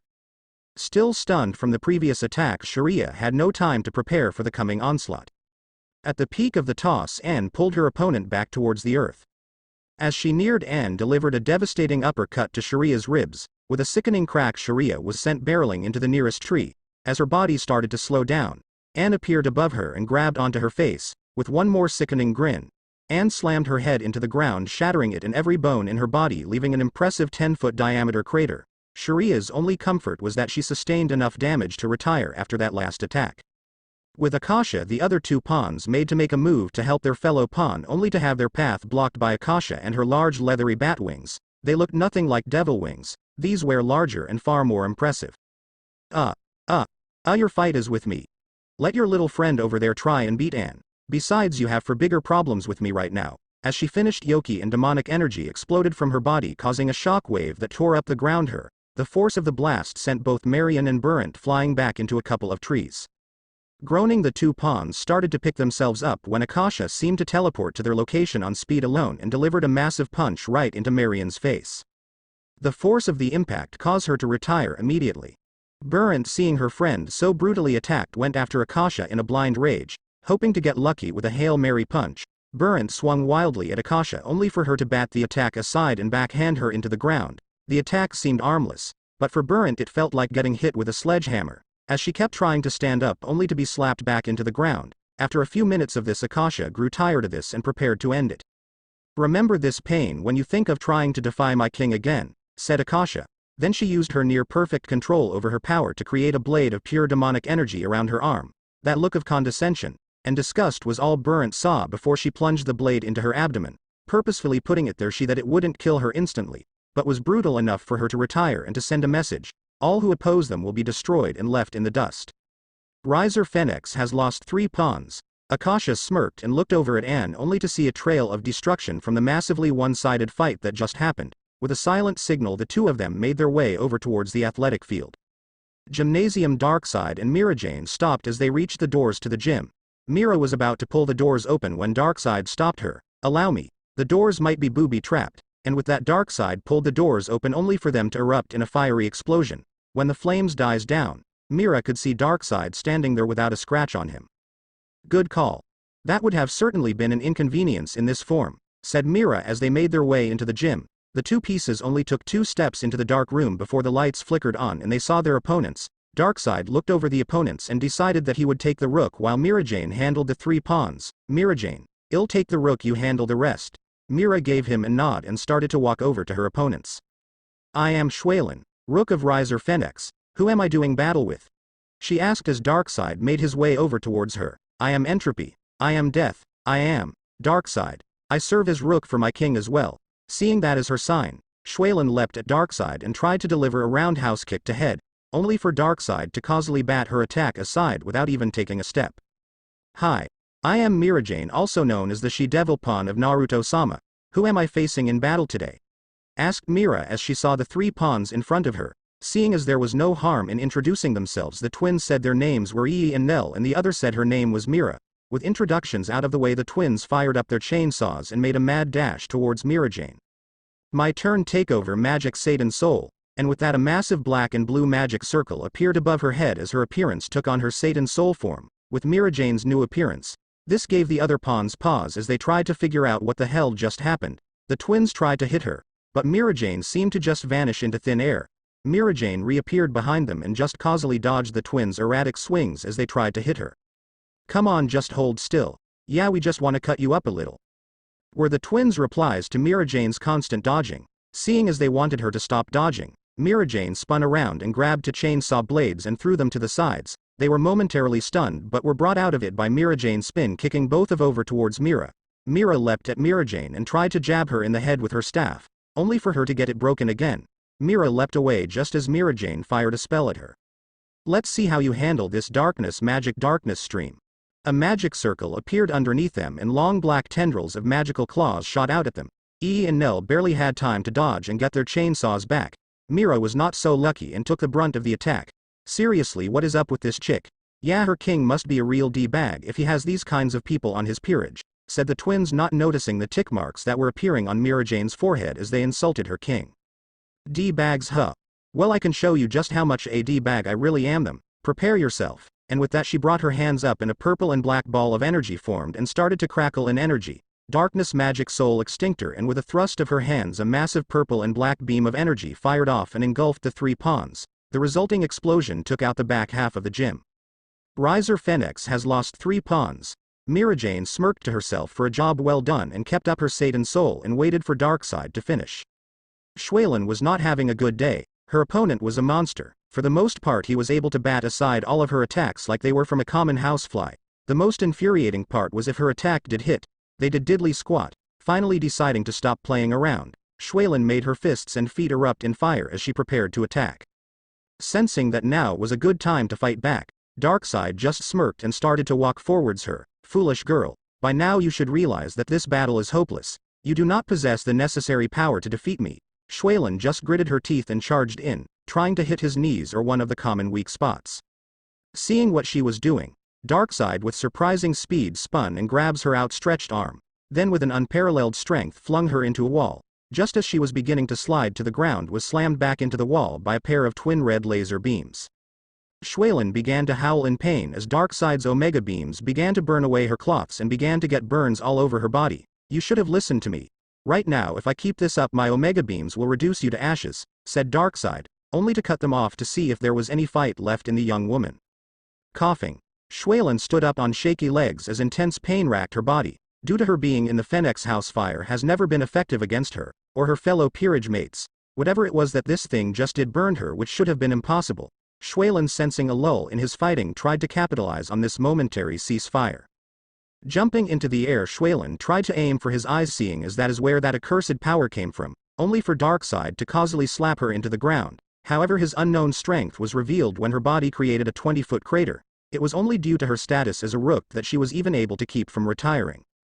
"Give up, foolish girl. In the state you're in right now, you have no chance of defeating me in battle," said Darkseid. When Xuelin spit in this face as a response, a dark look overcame him. "So be it."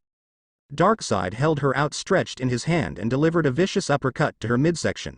The force of the punch created a small shockwave outwards. Xuelin felt excruciating pain as her body slammed through the ceiling. As her body started to slow in accent, his omega beams slammed into her once more, and this time it was enough to force her to retire. Riser Phoenix has lost 1 rook. Darkseid for his part just looked up with an impartial glance, then looked over at Mirajane to see if she was ready to head over to the athletic field. Seeing as she was already done with her fight, they took flight and made their way to meet up with the others. With Naruto, we find Naruto sitting behind a desk, with his head resting on his hands. After getting the announcement of Riser losing 6 of his 8 pawns and 1 of his rooks, he couldn't help but be a little giddy. Everything was going according to plan. All that was left were 2 more pawns, then he could begin phase 2 of his super ingenious, master domination plan. Ha ha ha ha. Victory is within my grasp. Soon Riser will fall, and with his defeat I shall usher in a new era of domination. Nothing can stop me, Naruto thought, as he couldn't help but giggle manically. As this was going on, May, Valley, Jean and Doomsday all walked back into the room to see their leader grinning like a madman and giggling like one. However, that was not the most concerning thing. No, the fact that there was a covering the floor. Naruto, what is going on in here? We come back from scouting the perimeter and we find you laughing like a loon and the base is a mess, asked May as she bent down to get a closer look at what covered a lot of the floor. Naruto suddenly looked nervous, and his eyes began to shift back and forth. I have absolutely no idea what you are talking about, replied Naruto with an uneasy look about him. Naruto, why is the floor red and sticky? Asked May as she swiped a little bit onto her fingers. Well, I guess you could say it is red and sticky, said Naruto as his attention was shifted to the floor. The 3 females immediately turned their slight ire towards Naruto. Doomsday just didn't care. Naruto, what are we standing in? Asked Jean, looking a little uncomfortable that she was standing in an unknown substance. Would you believe it is a strawberry milkshake? Asked Naruto, only to get a deadpan from the 3 of them. Melted gumdrops, more silence boat nectar, said Naruto, hoping they would believe that. No, Naruto, the 3 said in unison, trying hard not to face palm. Some of God's tears, said Naruto as he winced a little bit at saying the holy name. The truth, Naruto, said May as she was getting annoyed at his dodging the answer. Fine. I stilled my new chili ramen on the floor when Grafia announced the first set of losses for Riser. It was so sudden that it made me just and spill it all over the floor, said Naruto as if it was the simplest thing in the world. Naruto, we agreed on your weekly ramen consumption. You blew through that on the first day. You cannot have any more this week, and to make things worse, you spilled it all over the floor and obviously didn't bother to clean it up. A slightly miffed May reprimanded, as she used her magic to make the ramen go away. That is not what matters right now. Riser is down to 2 pawns left. After my 2 bishops and knights take the athletic field, we will have a clear shot at Riser. Then by then Madara will have taken down her target, and so will have Kara and Diana. Soon Riser himself will fall. And if he is anything like I imagine he will be, it hilarious to watch Doomsday completely destroy him, said Naruto, getting nods of agreement from the rest of the group. Doomsday looking especially pleased at getting to smash the puny little firebird into the ground. Awe and fear was a reoccurring emotion that was being felt by just about everybody in the spectators' box. Everyone in there could not begin to piece together how Naruto put together such a powerful peerage. Grafia felt that her suspicions on his pieces were true, and they were indeed very powerful. Sirzex and his parents were proud at how strong Naruto his peerage was. Sirzex was also toying with the idea that he could someday succeed him as Devil King. Kushina and Minato were flabbergasted at the power of their estranged son. Kushina was also having brief regrets that she was not a part of his success as a devil. Minato just looked a little pissed for whatever reason. Nobody could ever really figure him out. Rias and her peerage were very shocked. Naruto was her age, and yet his peerage seemed to completely outclass anything Riser had to throw at him. His pieces were on an entirely different level than what Riser was. Menma was mix of being pissed at his brother for having a power that he thought rightfully should be his. He was also arrogant enough to think that when this was all over that he would be trading pieces with Naruto. No one had anything to say. The match that was still unfolding before them was rendering them speechless. They were too engrossed at what was going on to converse with each other about what was happening to the eldest son of the house of Uzumaki.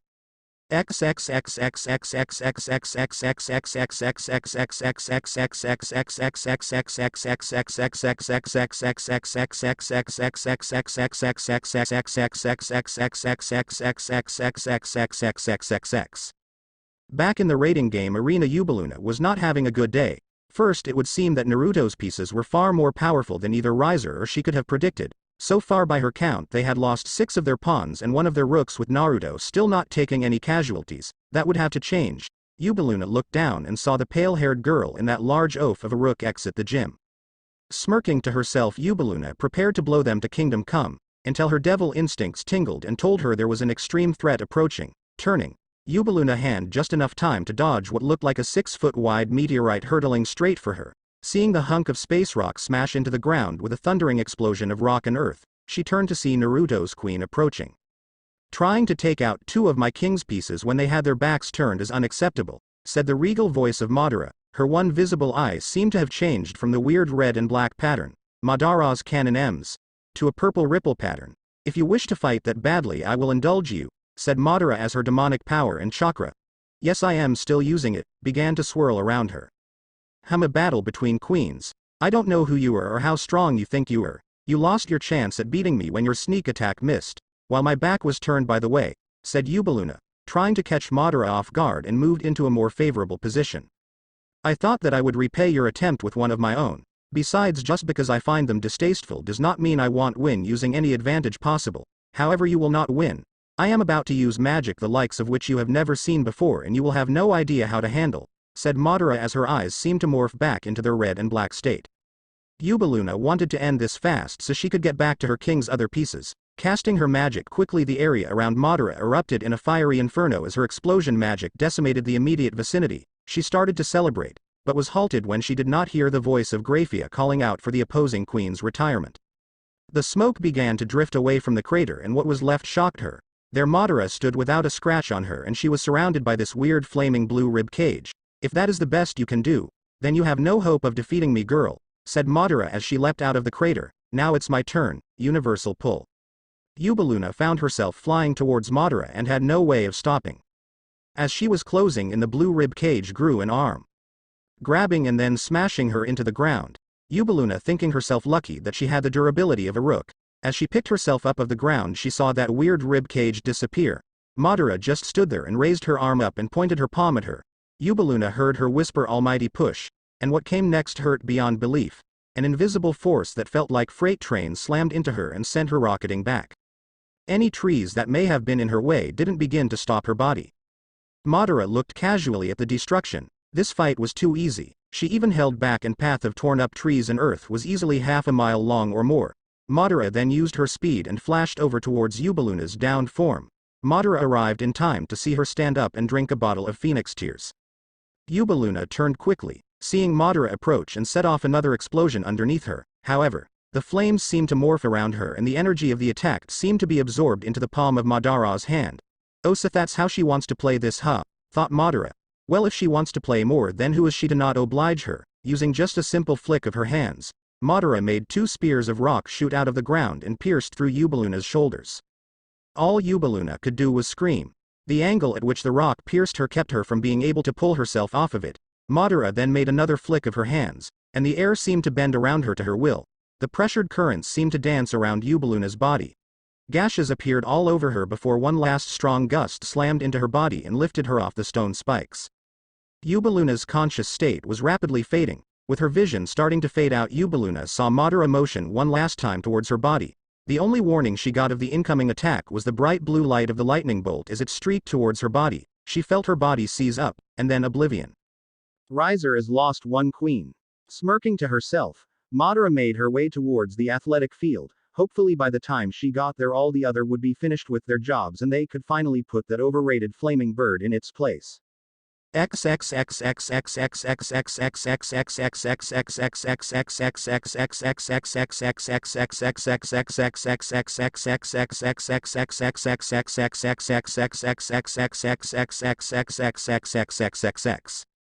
Kara and Diana were approaching the pool storage shed.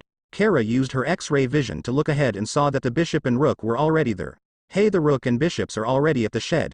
Who do you want?" asked Kara as they arrived just outside of the room. "You take the rook, and I'll take the bishop since you're weaker to magic than I am," said Diana. As they reached the back of the shed, Diana had to immediately draw her shield and reflect an magical blast of demonic energy. "What the heck? That shield just reflected my attack," stated a clearly shocked Mahai. Isabella stepped forward and made to attack Diana, only to be forced away by an axe kick aimed at her head. "Your fight is with me right now, and by the looks of it your partner isn't going to do so well against Diana's special shield," said Kara as she walked through the dust of her attack. "Now let's see which of us is stronger, a simple pawn of Lord Naruto, or a rook of the Great Riser," was the sarcastic reply of Kara, as she readied her attack against the opposing rook. Very well pawn, I shall indulge you, but I must make this fast so I can take down the other one as well, said Isabella. Before she could even blink, Kara was upon her and right in her face. Kara led with a cliché, and opened with a Superman, pun totally intended. Isabella barely had time to bring up her hands in defense, only to get knocked through both walls of the shed and out the back. Isabella eventually came to a stop and attempted to regain her balance, only to get two fists slammed into her abdomen at supersonic speeds. Kara, seeing where she was going to land, launched herself at Isabella and hit her the second she was on her feet again. Kara took off after Isabella again in a burst of speed, the force shattering the ground beneath her. Kara flew past Isabella's body and stopped in front of her, then put both fists together and hammered Isabella into the ground as her body came in reach. Rias chose poorly when it came to his peerage. He picked beauty of practicality. The only pieces I can sense true potential from are his queen and his sister the bishop, spat Kara. If this was all Rias could bring to the table, then it was a miracle that they made it this far. Shut up. You know nothing. Rias is the best king there is. Yours is just a pathetic clan reject that was too weak to be accepted by his clan, shouted Isabella, not knowing that it would have been better if she kept her mouth shut. Kara just gained a dark look on her face. After hearing the crap being spewed about her king, she lost it. Isabella, seeing Kara distracted, threw a roundhouse kick at Kara's head. Kara casually raised her arm up and blocked the kick like it was nothing, forcing her leg away, and then backhanded Isabella into the ground. Isabella attempted to get up, only for Kara to freeze her arms and legs into place. While the ice itself wasn't very strong, it served its purpose of a momentary distraction for Kara. Isabella looked up only to see Kara's eyes began to glow red. Red energy seemed to leak from her eyes, and with a yell Kara unleashed all of the pent-up energy. The twin beams of pure heat slammed into Isabella, instantly reducing her mask and cloths to ashes. Third-degree burns began to form all over her body, and luckily she was retired before she herself was reduced to ash. Rias has lost one rook. Kara smirked to herself for a job well done, and made her way back to Diana when Grafia made another announcement. Rias has lost one bishop, back with Diana and Mahai. What is that shield? I have never seen anything like it before, questioned Mahai, as she readied another attack. Diana only smirked as she lazily made her way over towards her foe. This is the infamous Aegis, the shield of old that was wielded by the gods themselves. This is the exact shield that was wielded by Athena herself, said Diana. The head of a gorgon could be seen in the middle of the shield. This only caused Mahai to step back. A magical artifact of that caliber could have any number of unknown abilities, however that is not my most prized possession. This was the hardest to get as it was still in possession of its original owner when I took it from him, said Diana as she seemed to reach into a dimensional pocket, and as she pulled her hand out a wave of demonic power pulsed out over the area.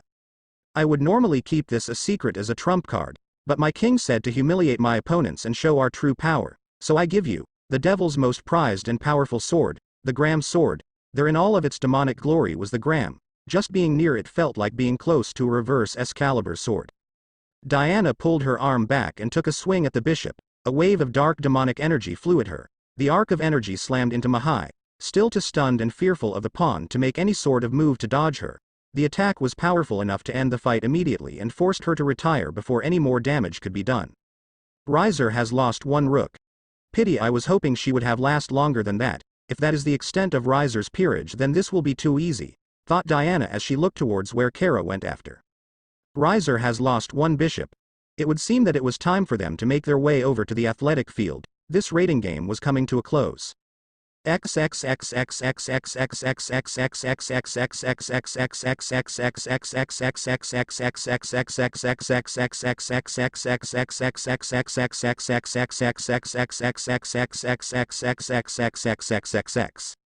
Laxus, Master Hades, Revan and Aizen arrived at the athletic field. There in front of them stood the final pieces of Rias's peerage they needed to defeat before the final phase of the game could commence.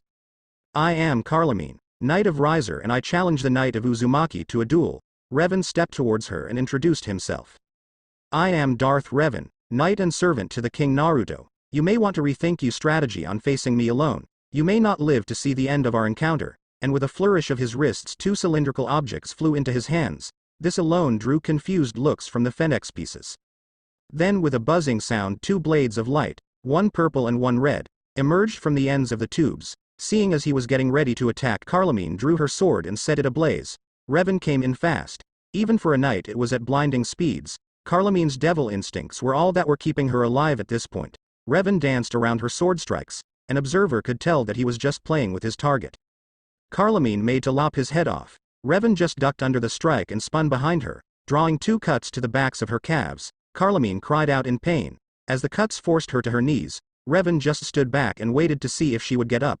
Carlomene forced herself to stand, even though her legs felt like they were on fire. She righted her sword and took another swing at Revan, only for him to dodge again and make 2 more shallow cuts on both of her triceps. Revan soon began to grow bored, seeing as this was probably the best he was going to get out of her. Carlomene herself was in a lot of pain. Even though the cuts weren't that deep, they were precise and had meaning. They were meant to hinder her movements and make it harder to function in battle. This set the tone for the rest of the battle. Carlomene would try her best to fight through the pain and would attempt to hit Revan with one of her strikes. Revan would dance around her blade, and strike out with precise cuts all over her body meant to slowly disable her ability to move freely. Carlomene was getting desperate. She held her sword out in front of her and lit the blade ablaze with phoenix fire. Carlomene took a few more swipes at Revan, trying desperately to hit him only for his swords to cut hers off at the hilt. His sabers cut through her sword like it wasn't even there. "What the hell kind of weapon is that?" questioned Carlomene in fascination and outrage. Her sword didn't even offer any resistance when it finally came into contact with the glowing sabers. Revan didn't seem to want to deem her question with an answer and made a gesture with his hand. Carlomene immediately started to grasp at her throat. Slowly her body was lifted off the ground. Revan made a trusting motion with his hand and Carlomene was sent flying into the trees, only for Revan to bring her flying back towards him. "You finally seem to grasp the gravity of your situation. You didn't have a chance in hell at defeating me." Then purple-blue lightning shot out of his hands and started to electrify her. After holding the attack for 20 seconds or so, Revan let up and let her retire. Rias has lost one knight. Aizen looked across the field and saw his opponent was the other knight. Neither seemed to want to talk, and both of them seemed to want to get this over as quickly as possible. As if by some unseen signal, both knights blurred out of sight and met in the middle in a clash of steel. Cyrus had her massive sword, and Aizen had his Zanpakuto. Aizen however leapt back and seemed to drop his guard. This would seem like a foolish move, for Cyrus was on him in a second, putting him on the defensive. It would seem that her massive sword was too much for Aizen to handle because every strike seemed to chip away at his defense. Cyrus couldn't understand. No matter how many times she seemed to hit this Aizen guy, he never went down. She would slash at his chest and he would be sent flying only to get back up again. Cyrus had thought that the fight would be a little more even if Revan was anything to go by. With one last vicious strike that Aizen seemed to barely have enough time to block, sent him crashing into the earth. "Well, it would seem that it is now time for me to end this fight. I had hoped you would have put up better resistance, but it was not to be," stated Cyrus, as she then dashed forwards and made to slice his head off, but her sword seemed to pass right through him. Aizen then stood up with a smirk plastered on his face. He then seemed to shimmer and then fade out of existence. "What the hell, Cyrus? Your opponent is that Aizen guy over there. Why the hell were you attacking me?" yelled Ravel, as for the past few minutes she spent them dodging all of Cyrus' attacks. "What, but how is that possible? I saw Aizen and I know that I was fighting him, not Ravel." Though Cyrus, her look of shock and horror on her face as she looked from Ravel over to Aizen, who seemed to have not moved since his arrival. "What's the matter, Knight of Rias? You seem a little confused. Can't figure out why you attacked Ravel instead of me. It's very simple really. While I am the fastest member of my king's peerage and one of his best swordsmen, I have another ability. It is called the Kyoka Suigetsu. I know it's the name of the sword, but I am using it as the ability name. It grants me the ability of complete hypnosis. I won't tell you how it is activated, but know that his ability allows me to control an individual or a group's 5 senses completely. I can make them see, feel, hear anything I want them to," was all Aizen said before he seemed to disappear from where he was standing on to put Cyrus on the defensive. Unlike Darth Revan, who only made a few precise cuts on his opponent's body, Aizen seemed to phase in and out of existence and seemed to just flicker around her. Aizen was moving so fast that you could only see the after images of him. Cyrus had not a way to defend herself as cuts seemed to appear all over her body. Aizen seemed to be finished toying with his prey and finished her off with 2 vicious slashes to her back, before the pain and fatigue caught up with her mind and body and she retired out of the game. Rias has lost one knight. Ni and Li were pretty nervous at this point. At the beginning of the fights they had the other team outnumbered, however the last 2 humiliating losses seemed to tilt that in the opponent's favor pretty quickly. "It would seem that it is now my turn. Allow me to introduce myself. I am Precht Gabalg, also known as Master Hades. I am a bishop in the peerage of my king Naruto. For your master's transgression against his house I shall have to put you in your place," Precht said as he made his cape disappear. Ni and Li seemed to take offense to his statement at putting them in their place. They turned to each other and with some silent communication they both simultaneously dashed towards him, their intent on overwhelming him before he could cast any spells. Precht seemed to have seen this coming and formed a finger gun. Then a dense purple magic energy formed on the tips of his fingers, and then with a drop of his thumb the magic energy seemed to fire off in compressed bolts towards the twins. Ni and Li immediately had to rethink their strategy. They couldn't even seem to get close to this old guy. Thus far they have been able to dodge all of his magical attacks, but that seemed to do them little good and the bishops didn't even look tired. "Well, you have lasted longer than I anticipated, but that is all about to change," said Precht, and with a thrust of his hand a purple magic circle appeared in front of him. Seconds later a chain made of magic shot out of the circle towards the twins. Using their cat-like reflexes they were able to jump out of the way, avoiding getting pierced by the wicked-looking chain heads. This went on for several minutes, but it seemed that the twins were starting to get worn down. Precht seemed to have unbelievable control over his chains, making them act like extra appendages. As the twins started to slow down, this was what Precht seemed to be waiting for. "Well, as much fun as this fight has been, it is time to end this," said Master Hades. With 2 fingers pointed out on one of his hands he started to make a bunch of weird gestures in the air. Then 3 circles of magic appeared in front of him, each circle a little smaller than the last. Amaterasu. Formula 28. An explosion of purple energy erupted from the 3 circles and caused a pillar of purple energy to rocket skyward. See wiki for a pic if you don't know what it looks like. Riser Fenix is lost 2 pawns. "You're lucky I toned down the spell and used one of the weaker formulas, or you would have been dead," was all Precht said as he made his way over to the group. All that was left was to take out the remaining bishop and then they could take the king.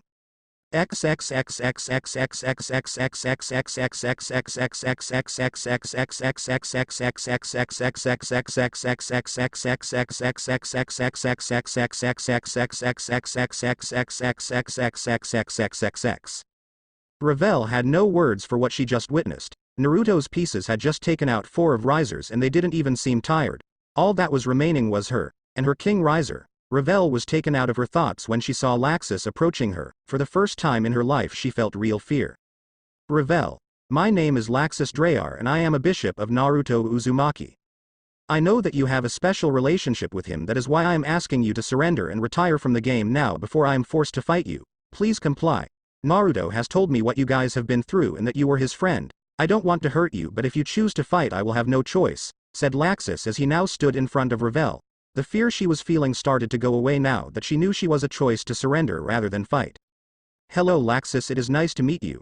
After what I have seen Naruto's Peerage do and have heard what you did to my brother, I have no intention of ever picking a fight with you. I will comply and surrender. I hope we can be friends after the game is over." With that, Graphia took her surrender and retired Ravel from the game.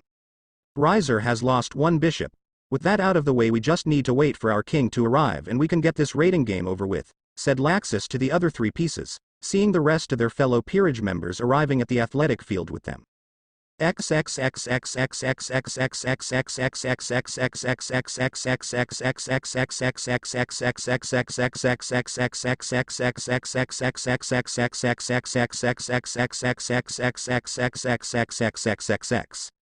Riser was beyond furious. It would seem that his peerage was filled with a bunch of no-good weaklings if they lost to Naruto's pathetic peerage. With a cry of rage, Riser incinerated the desk he was sitting at. They hadn't even managed to take down a single piece in Naruto's peerage. They were pathetic and would receive punishment later for their failures.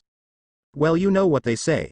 If you want something done right you have to do it yourself." With a flourish of his hands Riser made his way out of the office in New School Building so he could engage Naruto and company himself.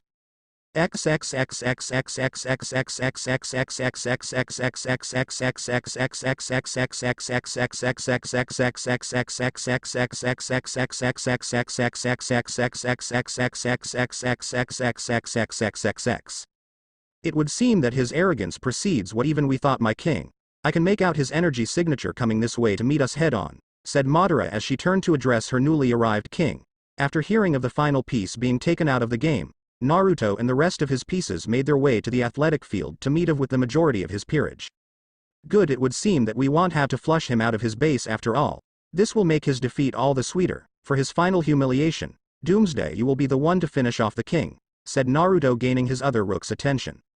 There are 2 ways to defeat a Phoenix. The first way is to use an attack that is on par with a god or ultimate class being. This would beat his regeneration as there would be nothing to regenerate. While this is a viable option for us, I personally would like to go with the second way.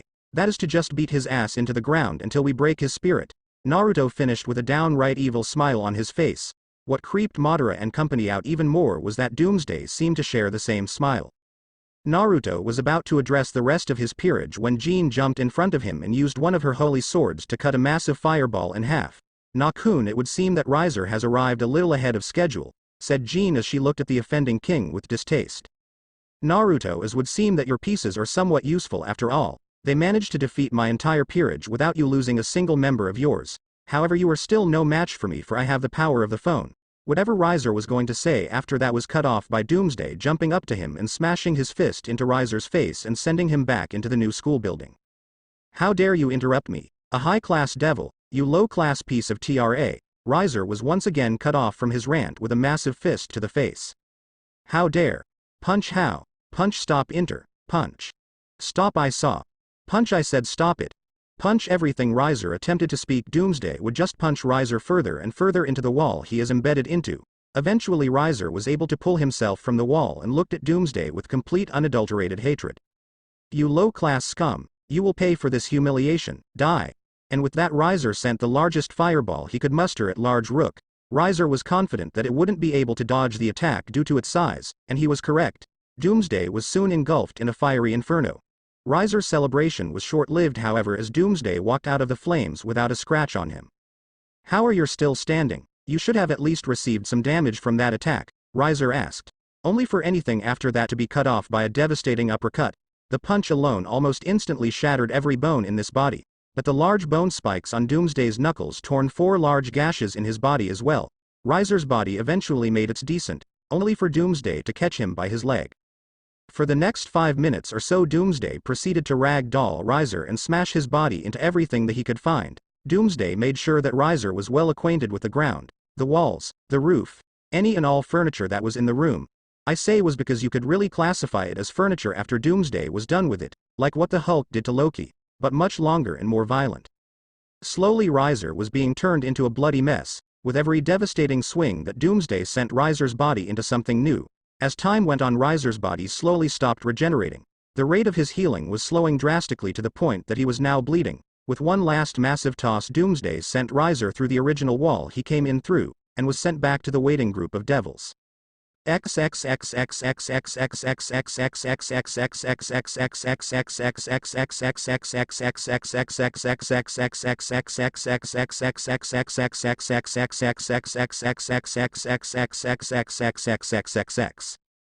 Naruto was just beginning to think that he may have to go stop Doomsday, when that same wall exploded again and Riser came sailing back over to the assembled group. Doomsday could be seen a few seconds later bursting up through the roof of the school, and landing back on top of Riser just as he made an attempt to stand up. "Well, it would seem that you and my Rook have had some quality time. Would you like to surrender now, or do you and Doomsday want to have another chat?" asked Naruto, and he squatted down to look Riser in the eye.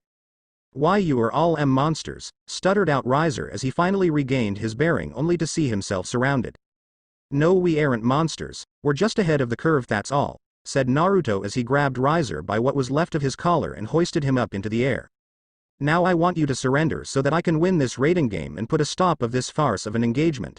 Naruto finished as he slowly began to leak his magical power. A dark red energy began to swirl around him, growing larger with each passing moment. "That's all you care about, the engagement? What about the devil community? This engagement is important to the survival of our race, and all you can think about is Rias' engagement," shouted Riser as he seemed to finally gain back a little of the bravado he seemed to have lost. "It's just about the engagement. It's about sending a message. What that message is, I think you will figure it out," Naruto replied, and suddenly all of the energy that was surrounding Naruto seemed to converge on a single point on his hands. Then Riser seemed to be thrown back by a massive force that ended up sending him through the remaining school building and out the back. Riser seemed to smash and roll on the ground for the next 100 yards before coming to a stop. Consciousness seemed to have left him the second he was blasted away from Naruto. Riser Phoenix has been defeated. Naruto Uzumaki is the winner of the rating game. Naruto's Peerage all gave a loud whoop and began to cheer and congratulate each other on a job well done. Winning their first rating game, Naruto set something in motion in the underworld that would be remembered for years to come. Naruto briefly looked up at the sky of the arena, thinking that he had finally taken his first step in reclaiming his rightful place as heir of the Uzumaki house. His first goal, to restore the house to its former glory, not the shell that it has become under the leadership of Minato. With that final thought running through his head, a massive magical circle appeared underneath Naruto and his peerage before they all disappeared back to the underworld.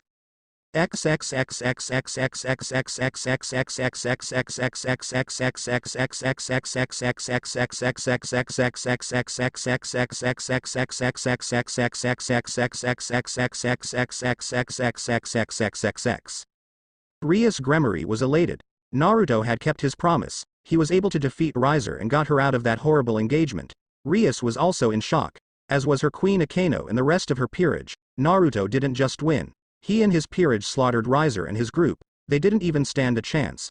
Looking back at that day in the clubroom seemed to bring up a few new insights about Naruto. With a peerage this strong, Naruto had to have known the outcome of the rating game before it even started. Given his lax attitude beforehand only seemed to support that idea. The next big question is, how did he get that strong? Moreover, how did he acquire such powerful pieces? Rias was brought out of her train of thought by Akeno and the other people in the room, starting to discuss what they just witnessed. Wow, I had no idea that Naruto was that powerful, or that he possessed such powerful pieces. Where do you suppose he found such promising members? Questioned Searzex as he looked over towards his queen and parents to see if they had any ideas. I have no idea. After little Naru-chan left, I hadn't had any contact with him until he's came back. Even then I haven't really had any time to catch up with him or anything, said Venelana as she gazed back at the screen, which showed Naruto and his peerage celebrating their victory. Well, it doesn't matter anyway because that power belongs to the house of Uzumaki and my brother is just going to trade his good pieces over to me anyways, said Menma, making his presence known for the first time that night. Furthermore, this will be a great opportunity for my parents to pass the engagement from Naruto to myself. If you want to create a super devil, why didn't you come to me in the first place? He questioned, gaining a heated look from Rias and her peerage and the arrogance in his voice. Before anyone could respond, a magic circle appeared in the room and Naruto and his peerage were transported to the observation room. Since none of his pieces needed any medical attention, Naruto took one look around the room and instantly found Rias, as she launched herself at his and gave Naruto a bone-crushing hug. Oh Naruto, I knew you would do it. You kept your promise. You said that you would get me out of my engagement to Riser and you have, cried Rias, as tears of joy were flowing from her eyes. Akeno was about to go over as well and hug her long-lost friend as well to congratulate him on his victory as well when a voice spoke up. Hello brother, thanks for watching.